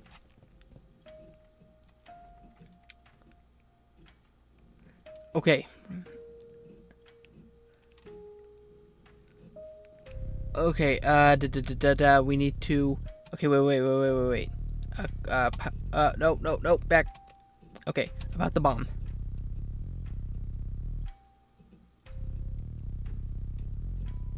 About the explosives? No. Okay.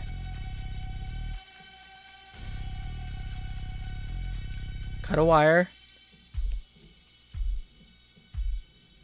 Oh gosh. Okay, the receptor. Is the receptor from... Okay, the controller. That would be... Okay, that's the brain of the device. Okay, the power would be the battery. Okay, the explosive is something different.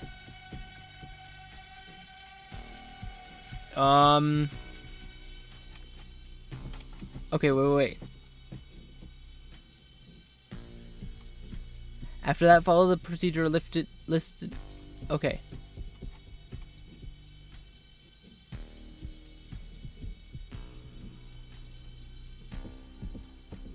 Okay, after that.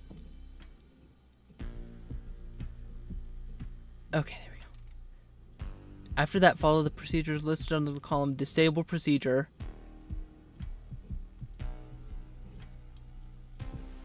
Okay. Disconnect power and explosive last.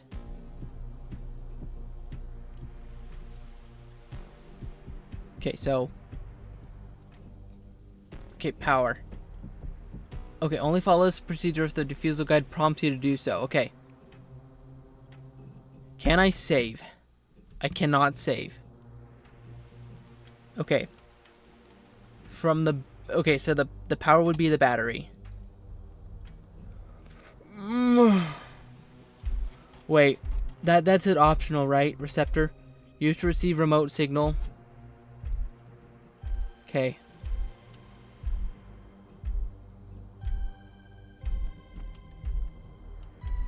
Yeah. Cut the black wire. Here we go.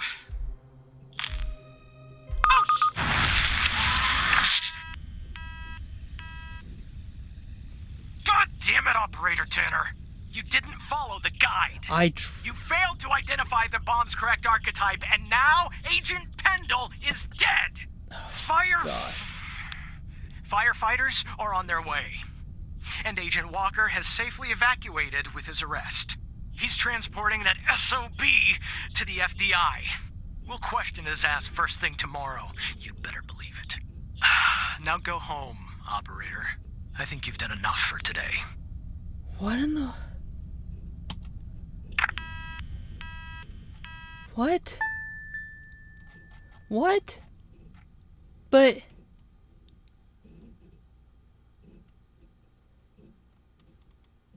I didn't see anything that was...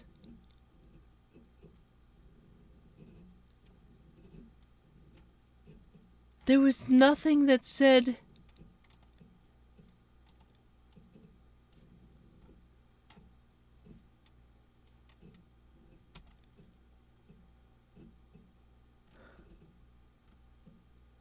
What?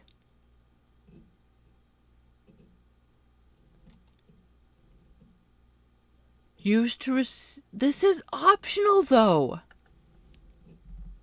What did I...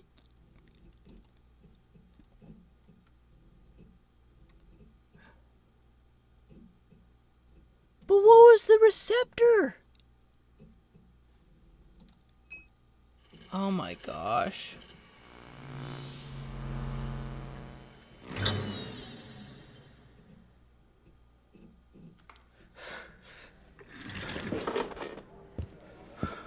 Well, my guy's gonna have a nightmare tonight. Dang it. I was doing so good until then, too.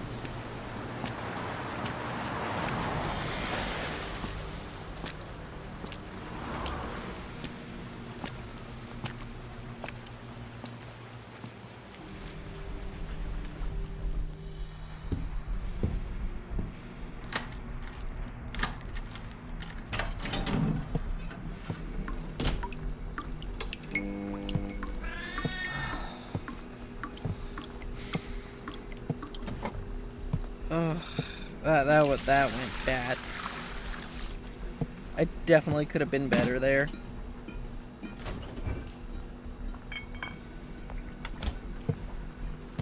But like, seriously, I don't know what the receptors were, if those were the batteries, or what in the world they were. Devastating incident earlier today as the facility went up in flames, claiming the life of an Oh, FDI great. agent on the premises. I'm here at the scene of Biomedica Technologies Laboratory, where firefighters have been battling a blaze for hours. great. At this time, we still don't know what... Way to make me feel even more dumb than I already do, game. Wow. That did not go over well. I am definitely gonna have to retry this game. Not right now, because we're doing the story, but we're living with our things that happened. We're living with our mistakes.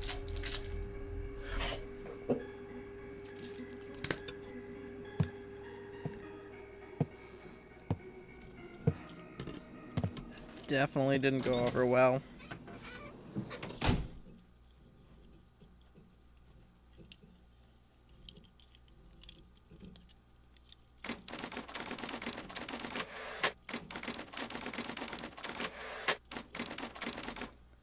I'm not happy how that went.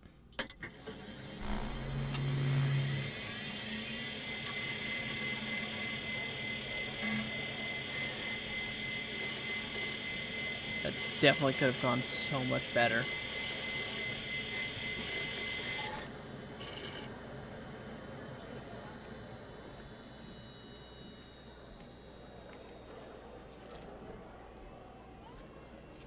Yeah, give me 1 second. Okay.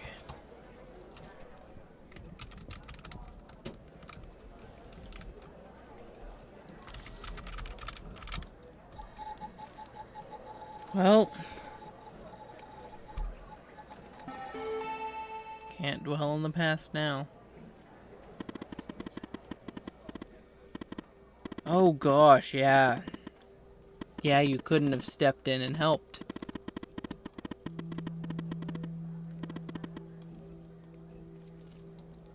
course I let Pendle down, Hal.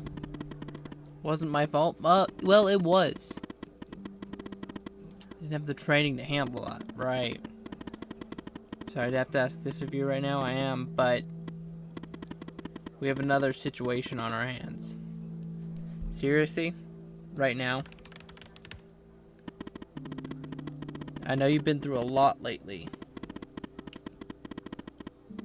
But we're so close to finally getting some answers. So after you proved the fire at Mia's wasn't an accident, Andrew jumped back into the case. And after certain evidence finally finished being processed, she spotted something. Something she missed before. There was a bug in Mia's apartment. Somebody was watching her. That's really creepy.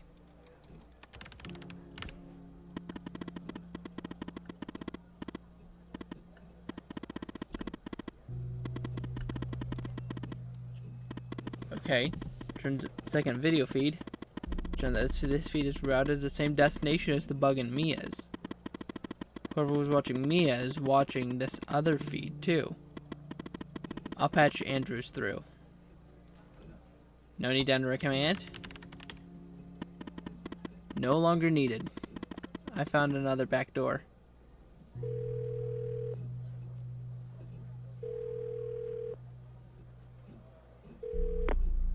I told you we'd be working together again, didn't I?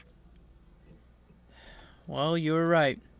So I guess Hal has filled you in. The deal is this. If we can find out who's watching these feeds, we can find our mole. But first things first. We need to identify the person being watched in this second feed. Can you help me, operator? Let me see what you have. Thanks, Tanner. Okay, here's the feed. Hal told me that to share it, I had to type in, press this, and then... All right. You should have access now. Send me the name of the person via the human DB as soon as you have it. Thanks, Alright. Operator Tanner.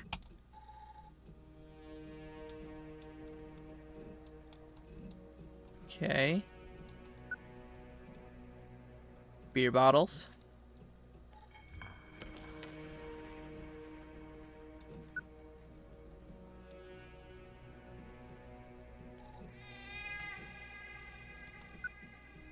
Okay, cat.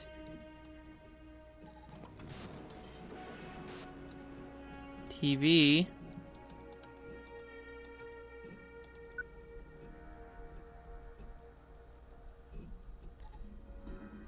A bucket filled with water. There's a big crack here. Or something. Holes damaged. Yeah. Nearby tramway. I'm kind of starting to see where this is going.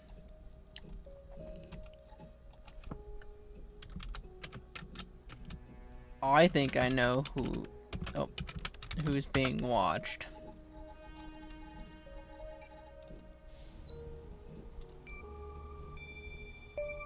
Yep. There we go. Epic music. That's my apartment. Yeah, right, Tanner. Wait, you're kidding, aren't you? No. Did you know about this, Hal? No, I swear. You have to believe me. What is going on, Hal? I don't know either, Evan. This doesn't make any sense. I don't know why you're wrapped up in this.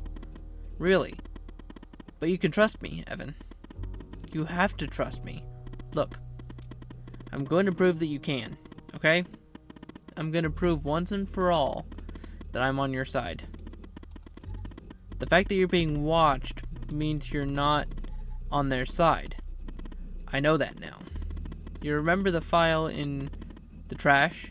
You can unlock it by using Alice as the password. Go ahead, Evan. Alright. Alright. This was the file we looked at the very beginning that was password requested. Alice. If you're reading this file, it's because I've trusted you enough to reveal my true identity. My name is Alice Truman, but you know me better as Hal. I was an operator in the operator program under Supervisor Xavier Skinner. Excuse me. In fact, I was the operator that you replaced. I'd been an operator for only a few months when I started noticing strange occurrences. When I began to look into these matters, I was quickly met with resistance.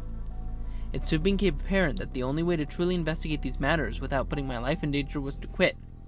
Or rather, to not rouse suspicion, get fired from my job as an operator, which I did by pretending to be incompetent. On the outside, I adopted the alias Hal, and using the skills I learned even before my days at the FBI, picked up my investigation from where I left off. I'm a hacker, a darn good one too, but as good as I am, the FBI has proven a worthy adversary, with one of the most advanced security systems in the world. To access their system, I needed someone on the inside, and that person is you. Maybe it's funny, but I discovered that the trash is the only part of the computer that's not reset between one operator leaving the program and another joining, so I left this file there for you. And I have used your computer as a backdoor into the FBI terminal system. Thank you. And well, there you are. Now you know who I am. You can still leak my identity and get a nice fat reward and spend the rest of your days drinking margaritas on a beach somewhere if you want. But now that you know what you know, I'm hoping that you'll continue to fight alongside me so that one day we can expose them, whoever they are, and however powerful they may be. So, what do you say? Alice. Oh my gosh. Who exactly is them? They are known as the Organization, a shadowy group whose influence runs deep throughout our country. Throughout the world, for that matter. I believe they're the ones who funded Jenkins's Project Eve. And I believe they're the ones who are watching you, too. You didn't need to reveal yourself. I did, actually. It was the only way for you to trust me. It's the only way we can find out what's going on here and why. They're watching you. I know you're scared. I'm scared too. But we have to keep going, Evan. We have come so far. Speaking of which, I found more or less where the feed of your apartment is ending up. I'm not sure I want to know. It's ending up at the FDI headquarters, Evan. Someone in your building is watching you. I don't get it. Why me?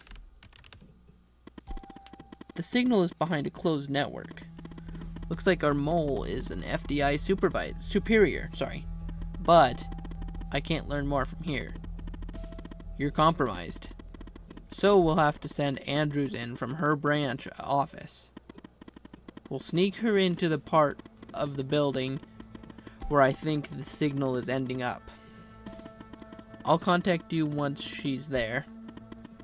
Your head must be spinning, but sit tight, okay? I'll try my best, Alice. The people who were watching Mia are watching you? Yeah, I guess so. What is going on? And the feed is ending up at headquarters? Maybe I shouldn't be surprised. Still, I am. Okay, I'm on my way, Tanner. We'll get to the bottom of this. That's what I'm hoping for.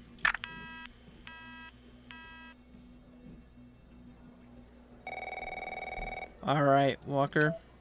Operator Tanner. I'm here. You alright, Tanner? You sound kinda funny. Look, I'm down here in the basement with this guy, you know? Mr. Not in any of our databases. Real piece of work, let me tell you. And there's a bit of a hiccup. He says he'll talk, but he'll do it under only one condition. What's the condition? He says he'll only talk to you. What? You gotta do the questioning. My 2 cents? This guy, he's a real pro. We won't get anything out of him unless we play ball. That's just the way it is. What should we do? It's a bit unorthodox pulling an operator into an interrogation, I realize. But if you talk to him, maybe we can find out who this guy is. Why he's been doing, what he's been doing. Of course, I'll do it. I'm putting the phone down between me and our, little friend here. Hello, Mr. Tanner. Why do you want to talk to me? Listen, I have a deal for you. I'll answer your questions, but you have to answer mine. And I will know if you lie, so don't. Why should I answer your questions? You don't have to, but I think you will. I have a feeling you're full of questions. So, every time you answer one of my questions, if I feel you've been honest, I will answer one of yours. Why don't we try one? I'll start. Do you know why I wanted to talk to you? Specifically, you, Mr. Tanner? I have no idea. See? You told the truth. That wasn't so hard, was it? Now, you can ask me a question. Go on. I'm ready. What is, why did you kill Ray Wells? Ray Wells? The man in the parking garage. Right. I hired him for a job. I needed to kill Jenkins, and I didn't want to expose myself. He was an easy target. An addict. A junkie. Someone willing to do just about anything for a few dollars. We agreed to meet in the garage once the job was done. There, I killed him, and erased the surveillance tape so that nothing could lead back to me. Or so I thought. Now, who is Mike Trench, Mr. Tanner?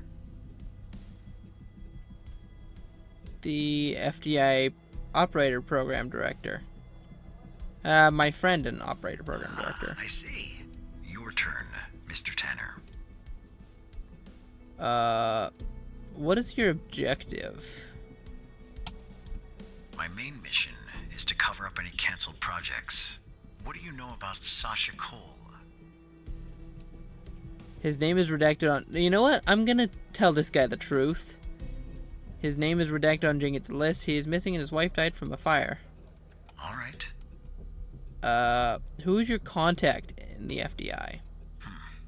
That subject is out of bounds. I never expose the persons I work for or with. That would be unprofessional. That's kind of what I expected. Question, okay. Tanner. Why did you kill Henry Jenkins? Henry Jenkins was part of a project I was hired to clean up. That's all. That's the reason. How did you come to retrieve the missing footage from the garage? Okay, yeah, I'm gonna say how. That's really interesting. Now you can ask me a question. What do you know about Project Eve? The fact that you're even mentioning its name means I've failed. The goal of Project Eve was to develop a means to alter personal memory, plant new, false memories, and erase old, real memories. Okay. Quite valuable. It was started and led by Dr. Henry Jenkins, but it was canceled after there was a leak. There were over 100 test subjects in Project Eve. When a subject died, which often happened, the subject was buried in the desert, out by Dryfield, at the DFBD. That's all I know about Project Eve. And do you know Hal's true identity? Yes. Sorry? What? We'll talk about this later, Tanner. What's Hal's name? It's my turn to ask a question. You're right. It is. What do you know about Sasha and Mia Cole? Sasha Cole is missing, and that I killed Mia Cole by setting fire to her apartment. Well, she was digging around, asking too many questions. At the time, my mission was to ensure the investigation of Sasha Cole would hit a dead end, go nowhere. I don't know anything more about this subject. I only know what was necessary to do my job. What is Hal's true identity? oh gosh, I'm not gonna tell him that. In that case, I think we're done here. Yeah? I'll take things from here. Come on, let's go, Mr. No Name. Back to your palatial cell. Tanner, you and I'll talk later. Tell me if you learned anything. There we go. Andrews is in the building, Evan. Okay. Are you ready? As ready as I'll ever be. Alright, she's in the elevator going up. She'll be calling you soon. In the meantime, let me bring you up to speed. Our goal is to access the server room on the 11th floor. But first, Andrews will enter a technician's locker room on the same floor to grab a key. With the key, she can enter the room and we can find out who our mole is. Wait, why the server room? Once Andrews plugs in the server device that I gave her, it will give us access to every subnetwork in the FDI. Wherever the source of this video feed is, and whoever's behind it, we'll find out where. I can ask Mike for his help. I don't think we need his help, though. No, I know Mike is your friend, but we have to handle this on our own, Evan. Contacting Trench will bring too much attention and alert the mole to our presence. This is our last chance. I understand it's now or oh, what if Andrews gets caught? Then maybe we'd go to a federal prison for the rest of our lives. But more likely, we'd all end up dead long before we ever got there. Andrews has memorized the floor plan. But let me give you access to the security cameras to assist her. Okay, surveillance. Oh, I know. Here.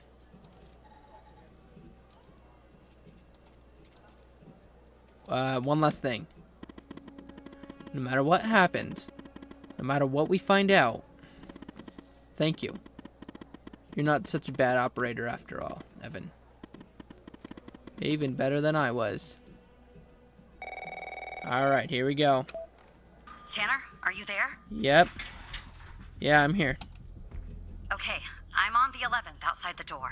Not gonna lie. Right. I'm a There she bundle is. of nerves. Breathe, Catherine. Breathe.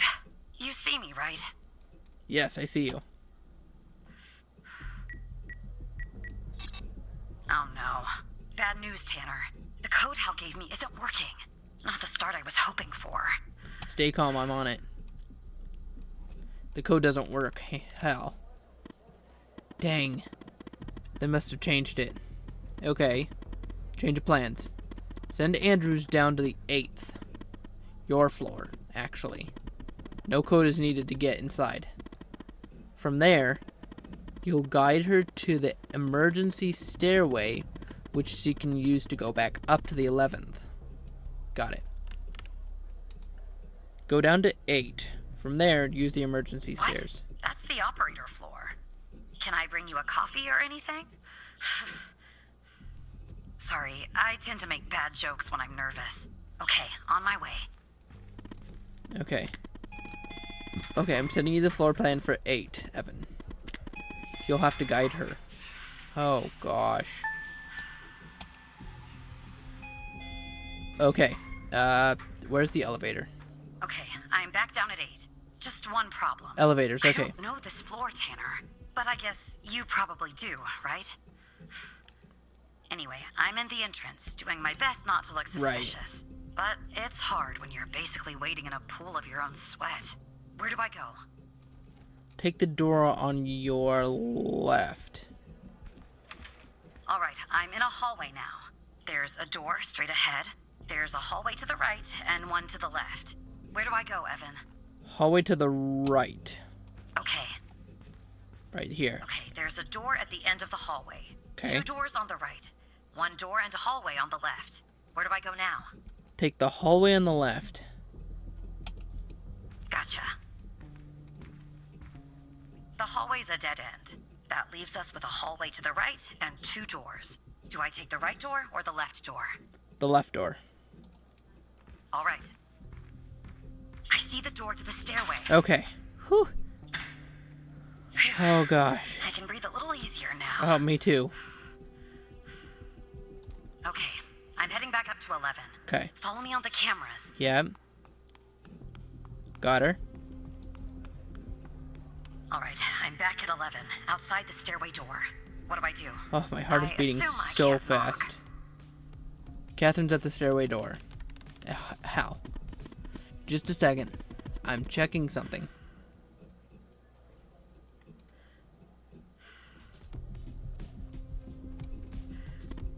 Okay. She should be able to use her badge. Use your badge, Catherine. Okay, I'm in the hallway, en route to the locker room. Okay. Looks clear. Oh, Follow me hallway. on the cameras. Yep. Roger.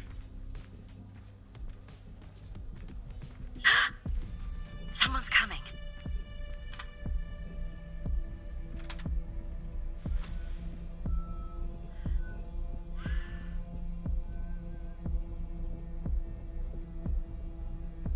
Close call. Tell me when it's clear.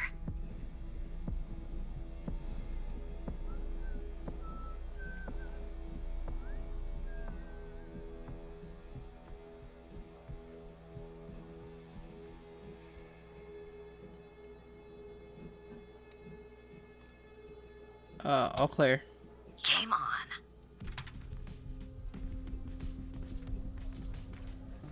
Well, this is a very epic sequence. Hopefully I can redeem myself for the whole bomb fiasco there. Okay, she's...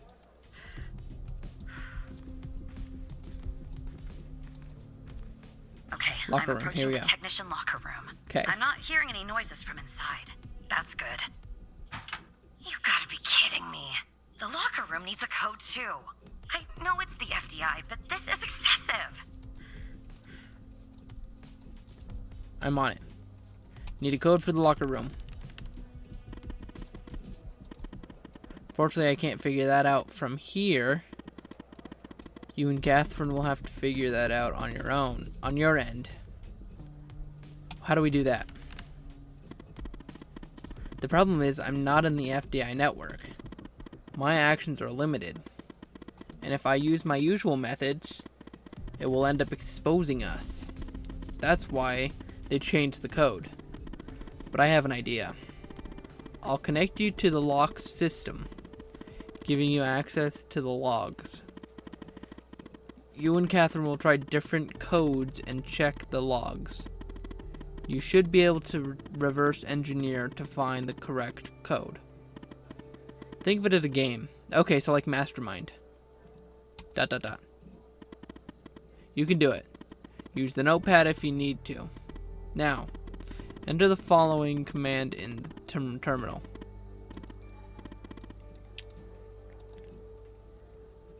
There it is. Okay, so it's SSH FDI dot L11 dot LCK dash logs.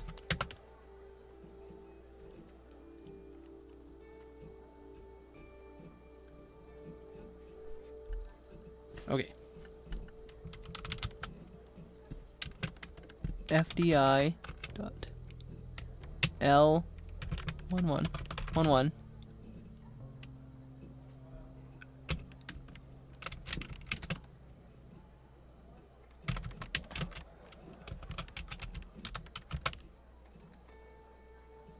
Okay, there we go. We're gonna try some codes, okay?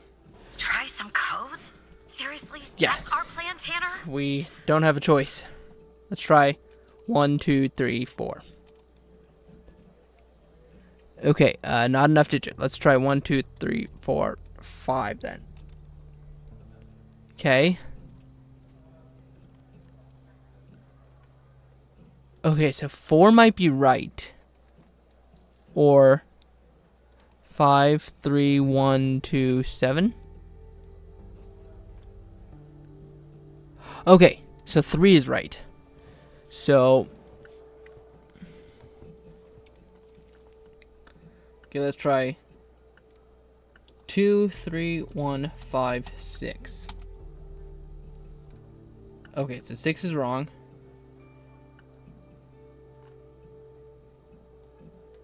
So what's 1, 2, 3, 4, 5. Okay. So it's wait, 1, 2. Okay, 1, 2, 3, 4. Wait, 1, 2, 3, 4, 5. Okay, so 3 is right. So I did 1, 2, 3, 5, 7, 8. Okay, so it's blank 3, 5, blank, blank.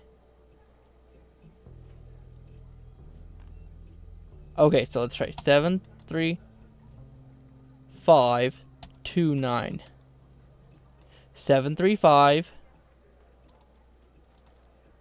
1, 2. There we go. That worked. Okay, I'm Nice. going in. Are you following me on the camera? Yep. I'm in. All right. Time to find the right locker. Should be this one. Okay. I'm gonna need a minute to pick this. In the meantime, make sure the path to the server room is clear. It should be, but just check. Someone's out front. What? Okay, well, make them go away, Tanner. I'm on it. Someone's in front of the server room. What? I guess floor 11 changed their seating configuration. Send me the person's ID. I'll see what I can do.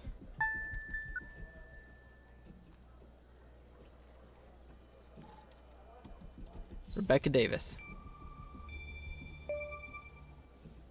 Rebecca Davis. Give me a few seconds. And then play along, okay?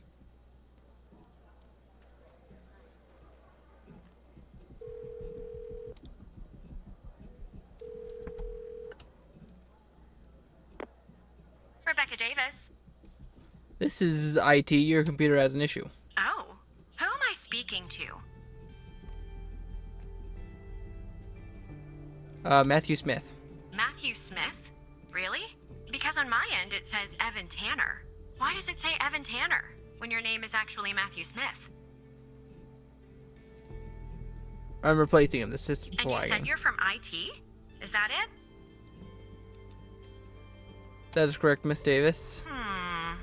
Because on my computer it says you're an operator. Right here beside your name. Why is an operator working in the IT department? They need a little help, ma'am. Well, that makes sense. They are often severely understaffed. And cranky. You know, I just thought of something. Usually when I deal with IT, I deal with Chuck Beatner. Uh-huh. Okay, check him out.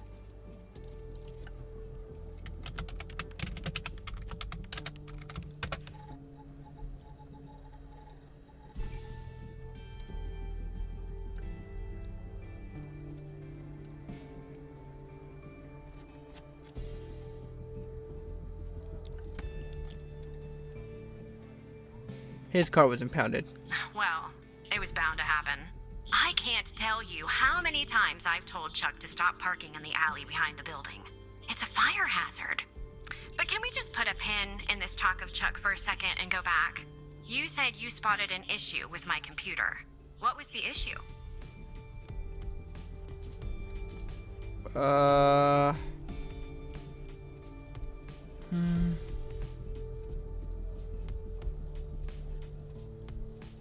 System's out of date. Oh, this is about a systems update. Usually before you do an update, we receive a notice. But this time I didn't receive a notice. That's kind of weird. And why does it have to be dealt with right now?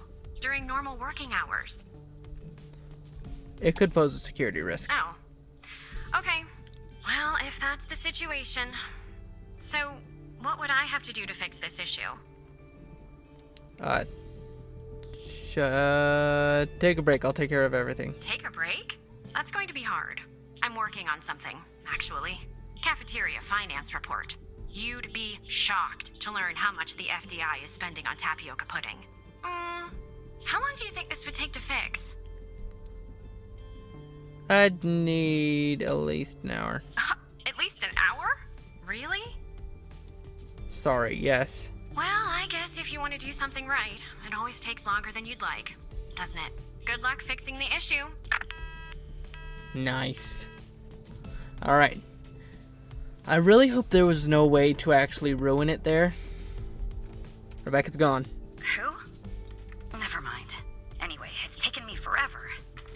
But I've almost picked this lock. Are you watching me? Oh, locker room. Yep, there we go. There, finally. I got the key. I'm heading toward the server room. Should be there in a few seconds. Alright. Follow me on the cameras. Hallway? I think.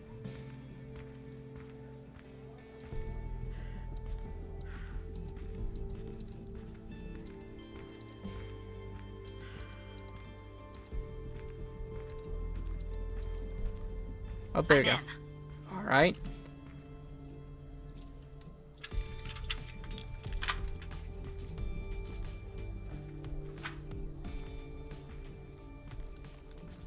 No, I can't. Time to plug Alice's device in.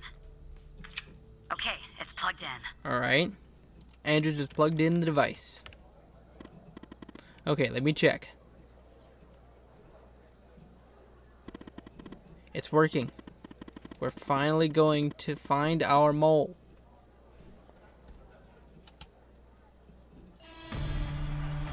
Oh no. What's going on, Tanner? There's a security alert. Am I spotted? I don't know. Is Andrews compromised? No. She'd already be in cuffs if that were the case. Make sure Andrews stay put. I've almost found out who our mole is. It's not for you. Keep going. Okay. Who is our mole?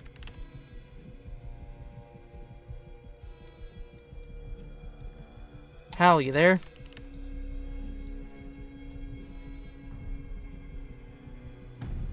Alice, talk to me. Yeah, I'm here. Who is the FDI's mole? I'm not sure you want to know, Evan. Why wouldn't I? If I tell you, I'm afraid of what you might do. Alice! It's Trench. Oh my gosh. Mike? I'm looking for proof. Relay the news to Andrews. It's Trench. Trench? Trench is working with them. And this goes all the way to the top. I logged into his computer and found something. What? I'm reading an email. It says, Project Operator enters Phase 3 and Sasha Cole is ready. If you need to consult the folder, the password is 821P1SC. Sincerely, Dr. Jenkins. The Sasha Cole file in the faculty's HDD that we recovered. Oh, let me write that down then. See what you can find there. Oh gosh. Oh wait, I could probably just keep this. I don't need to write down. I could probably just keep this. Okay. Oh gosh. Oh no, B21. Sorry. B21 P1SC. Okay, here we go. Hope we have a... The only thing we have is a voice memo. Is it running? Okay. This is Dr. Jenkins here with control session number 24 for the patient Sasha Cole.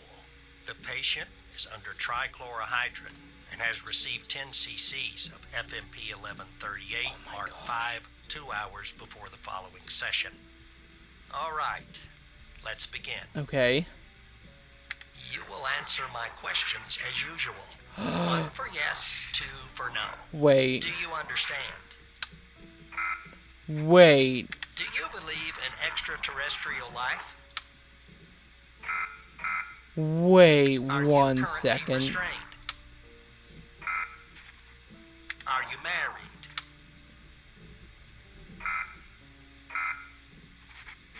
Do you work in law enforcement? Do you know who I am? Do you know who you are? Are you Evan Tanner?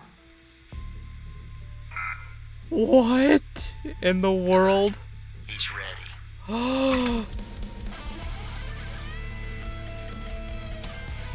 Oh my gosh. Evan, look.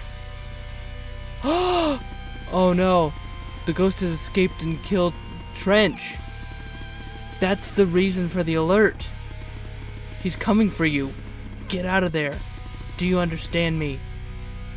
Mia.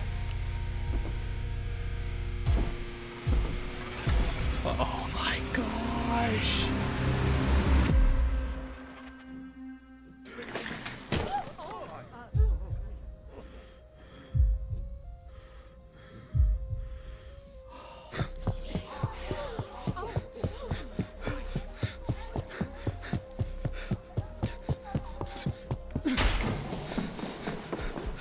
Do you know who I am?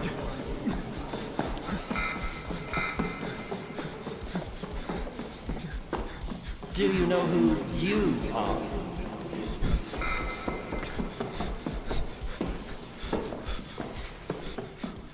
Are you Evan Tanner?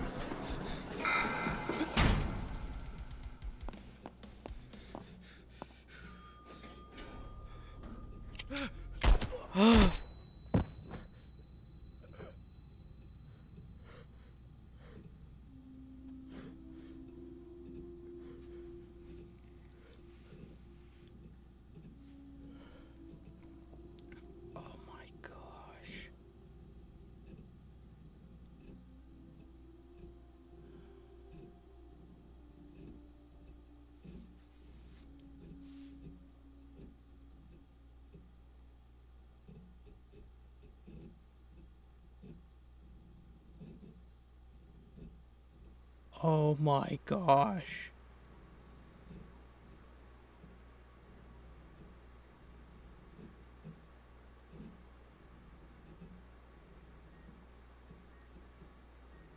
What in the world? Wait. Hal was talking with Skinner? Hal, Andrews needs access to level 11's main door as it's safe. Skinner, there are some triggers to the main door. It's definitely monitored. She can use the back doors on the service stairs. Hal, she's at the door. Can she use her badge? Skinner, yes, should have authorization. Hal, found out who the mole is. Trench, we'll tell you more when there's time. Skinner, Trench, I knew it. Trench is working, or sorry, Hal, Alice is working with Skinner? What? Tanner, we've lost him. Darn it. What about Andrews? And are we exposed? I haven't heard from her, and I don't think so. So we're playing as Alice now. Or Hal. Skinner, I told you this would happen, Alice. We should never have included him. The ghost has used Evan's badge to get to the 8th floor. He wants to wipe all evidence from his computer. We have to stop him. I'll warn security. I'll update our contact. Understood. Oh, frame. Oh yeah, here we go. Frame 1, connect horizon.news private. I have good news and bad news. H News, the good? We discovered that Trench is the mole. He's been working for the organization maybe for years.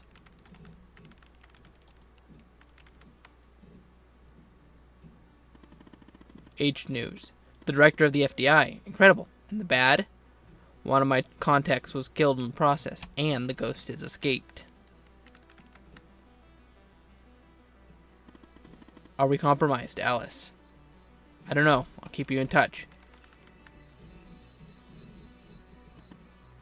Okay. Skinner. Xavier, are you there?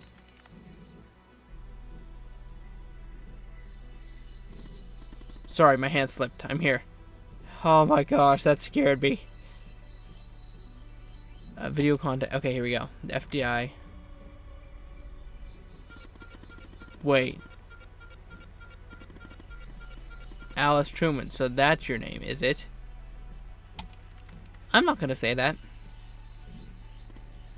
Yes, that's your name, alright.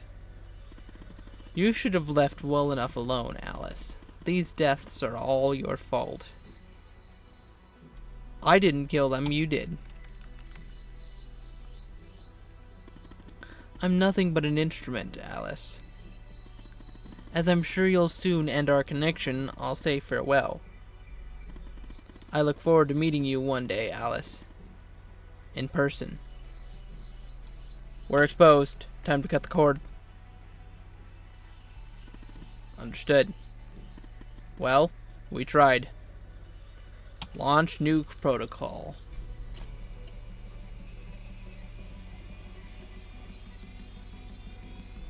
Oh my gosh.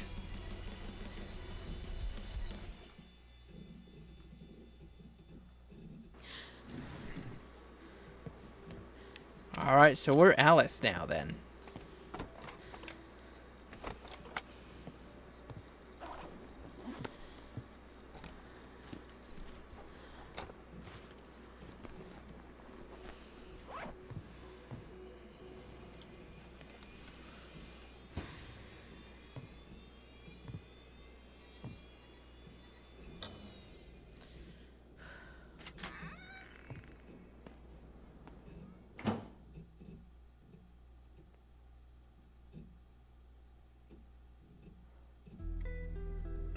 And that was the end. Or that is the end of The Operator. That probably was one of the best games that I have ever played, honestly. Wait, now they're making it out so Evan Tanner killed Skinner. Wow. Horizon News Agency office accidentally burns to ground. 21 dead. FBI agent Barry Walker shot dead moments before testimony in Biomedica trial. No, not Walker. FBI director takes own life amid allegations of double agent recruitment. That's not true.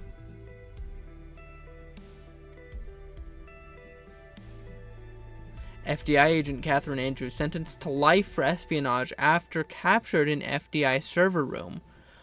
Okay, that's not good either.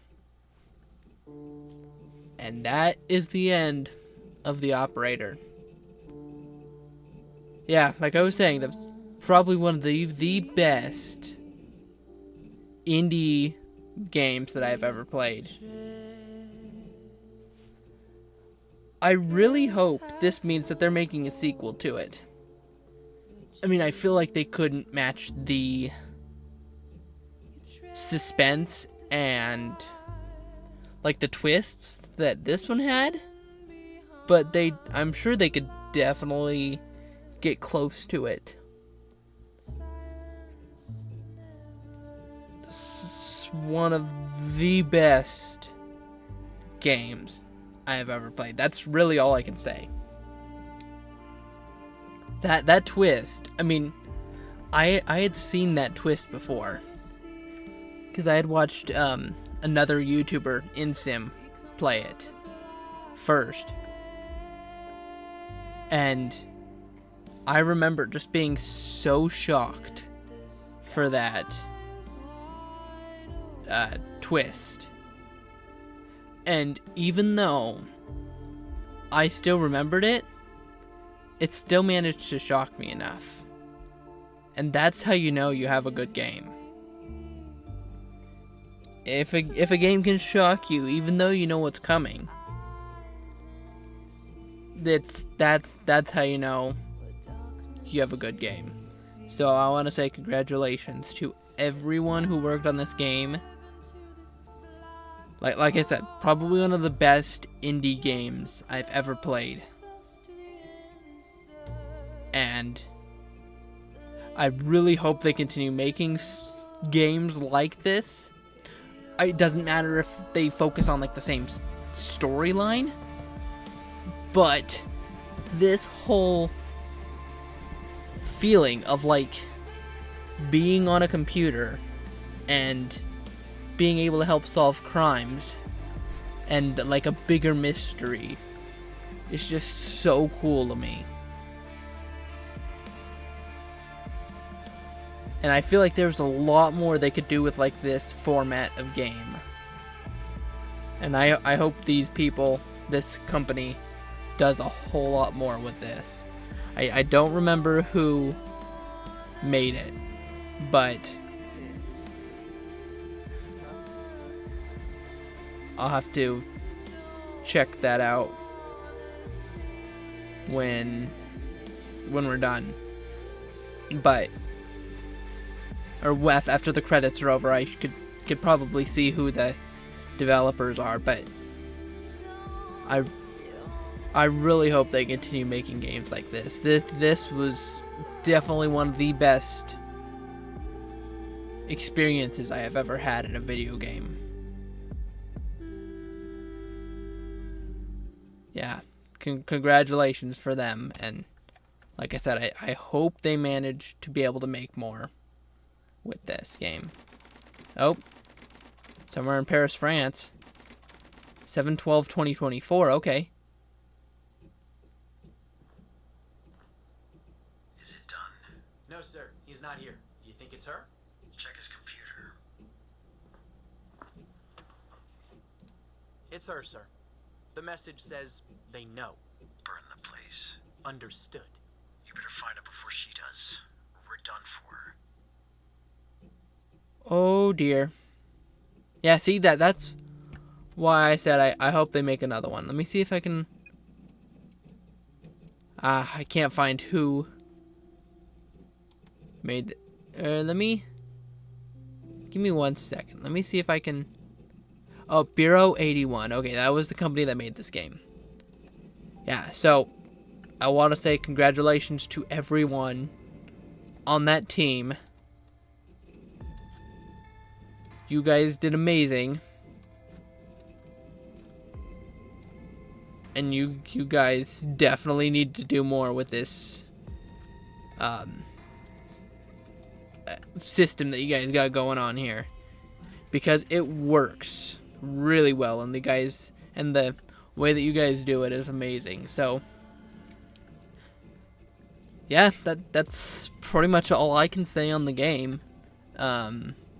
You can get it for free on the Epic Game Store right now, if you want to go, or you can go buy it yourself if you want to go support the developers. Me right now, I can't really support them with money, but hopefully having this video will bring more people into the game and give them more recognition that they deserve. So, I just want to say thank you for coming on with me for this journey. And I hope you guys had as much fun with it as I did. And I hope to see you guys again soon for the next one. Thank you so much, and I'll see you guys again next time. Bye-bye.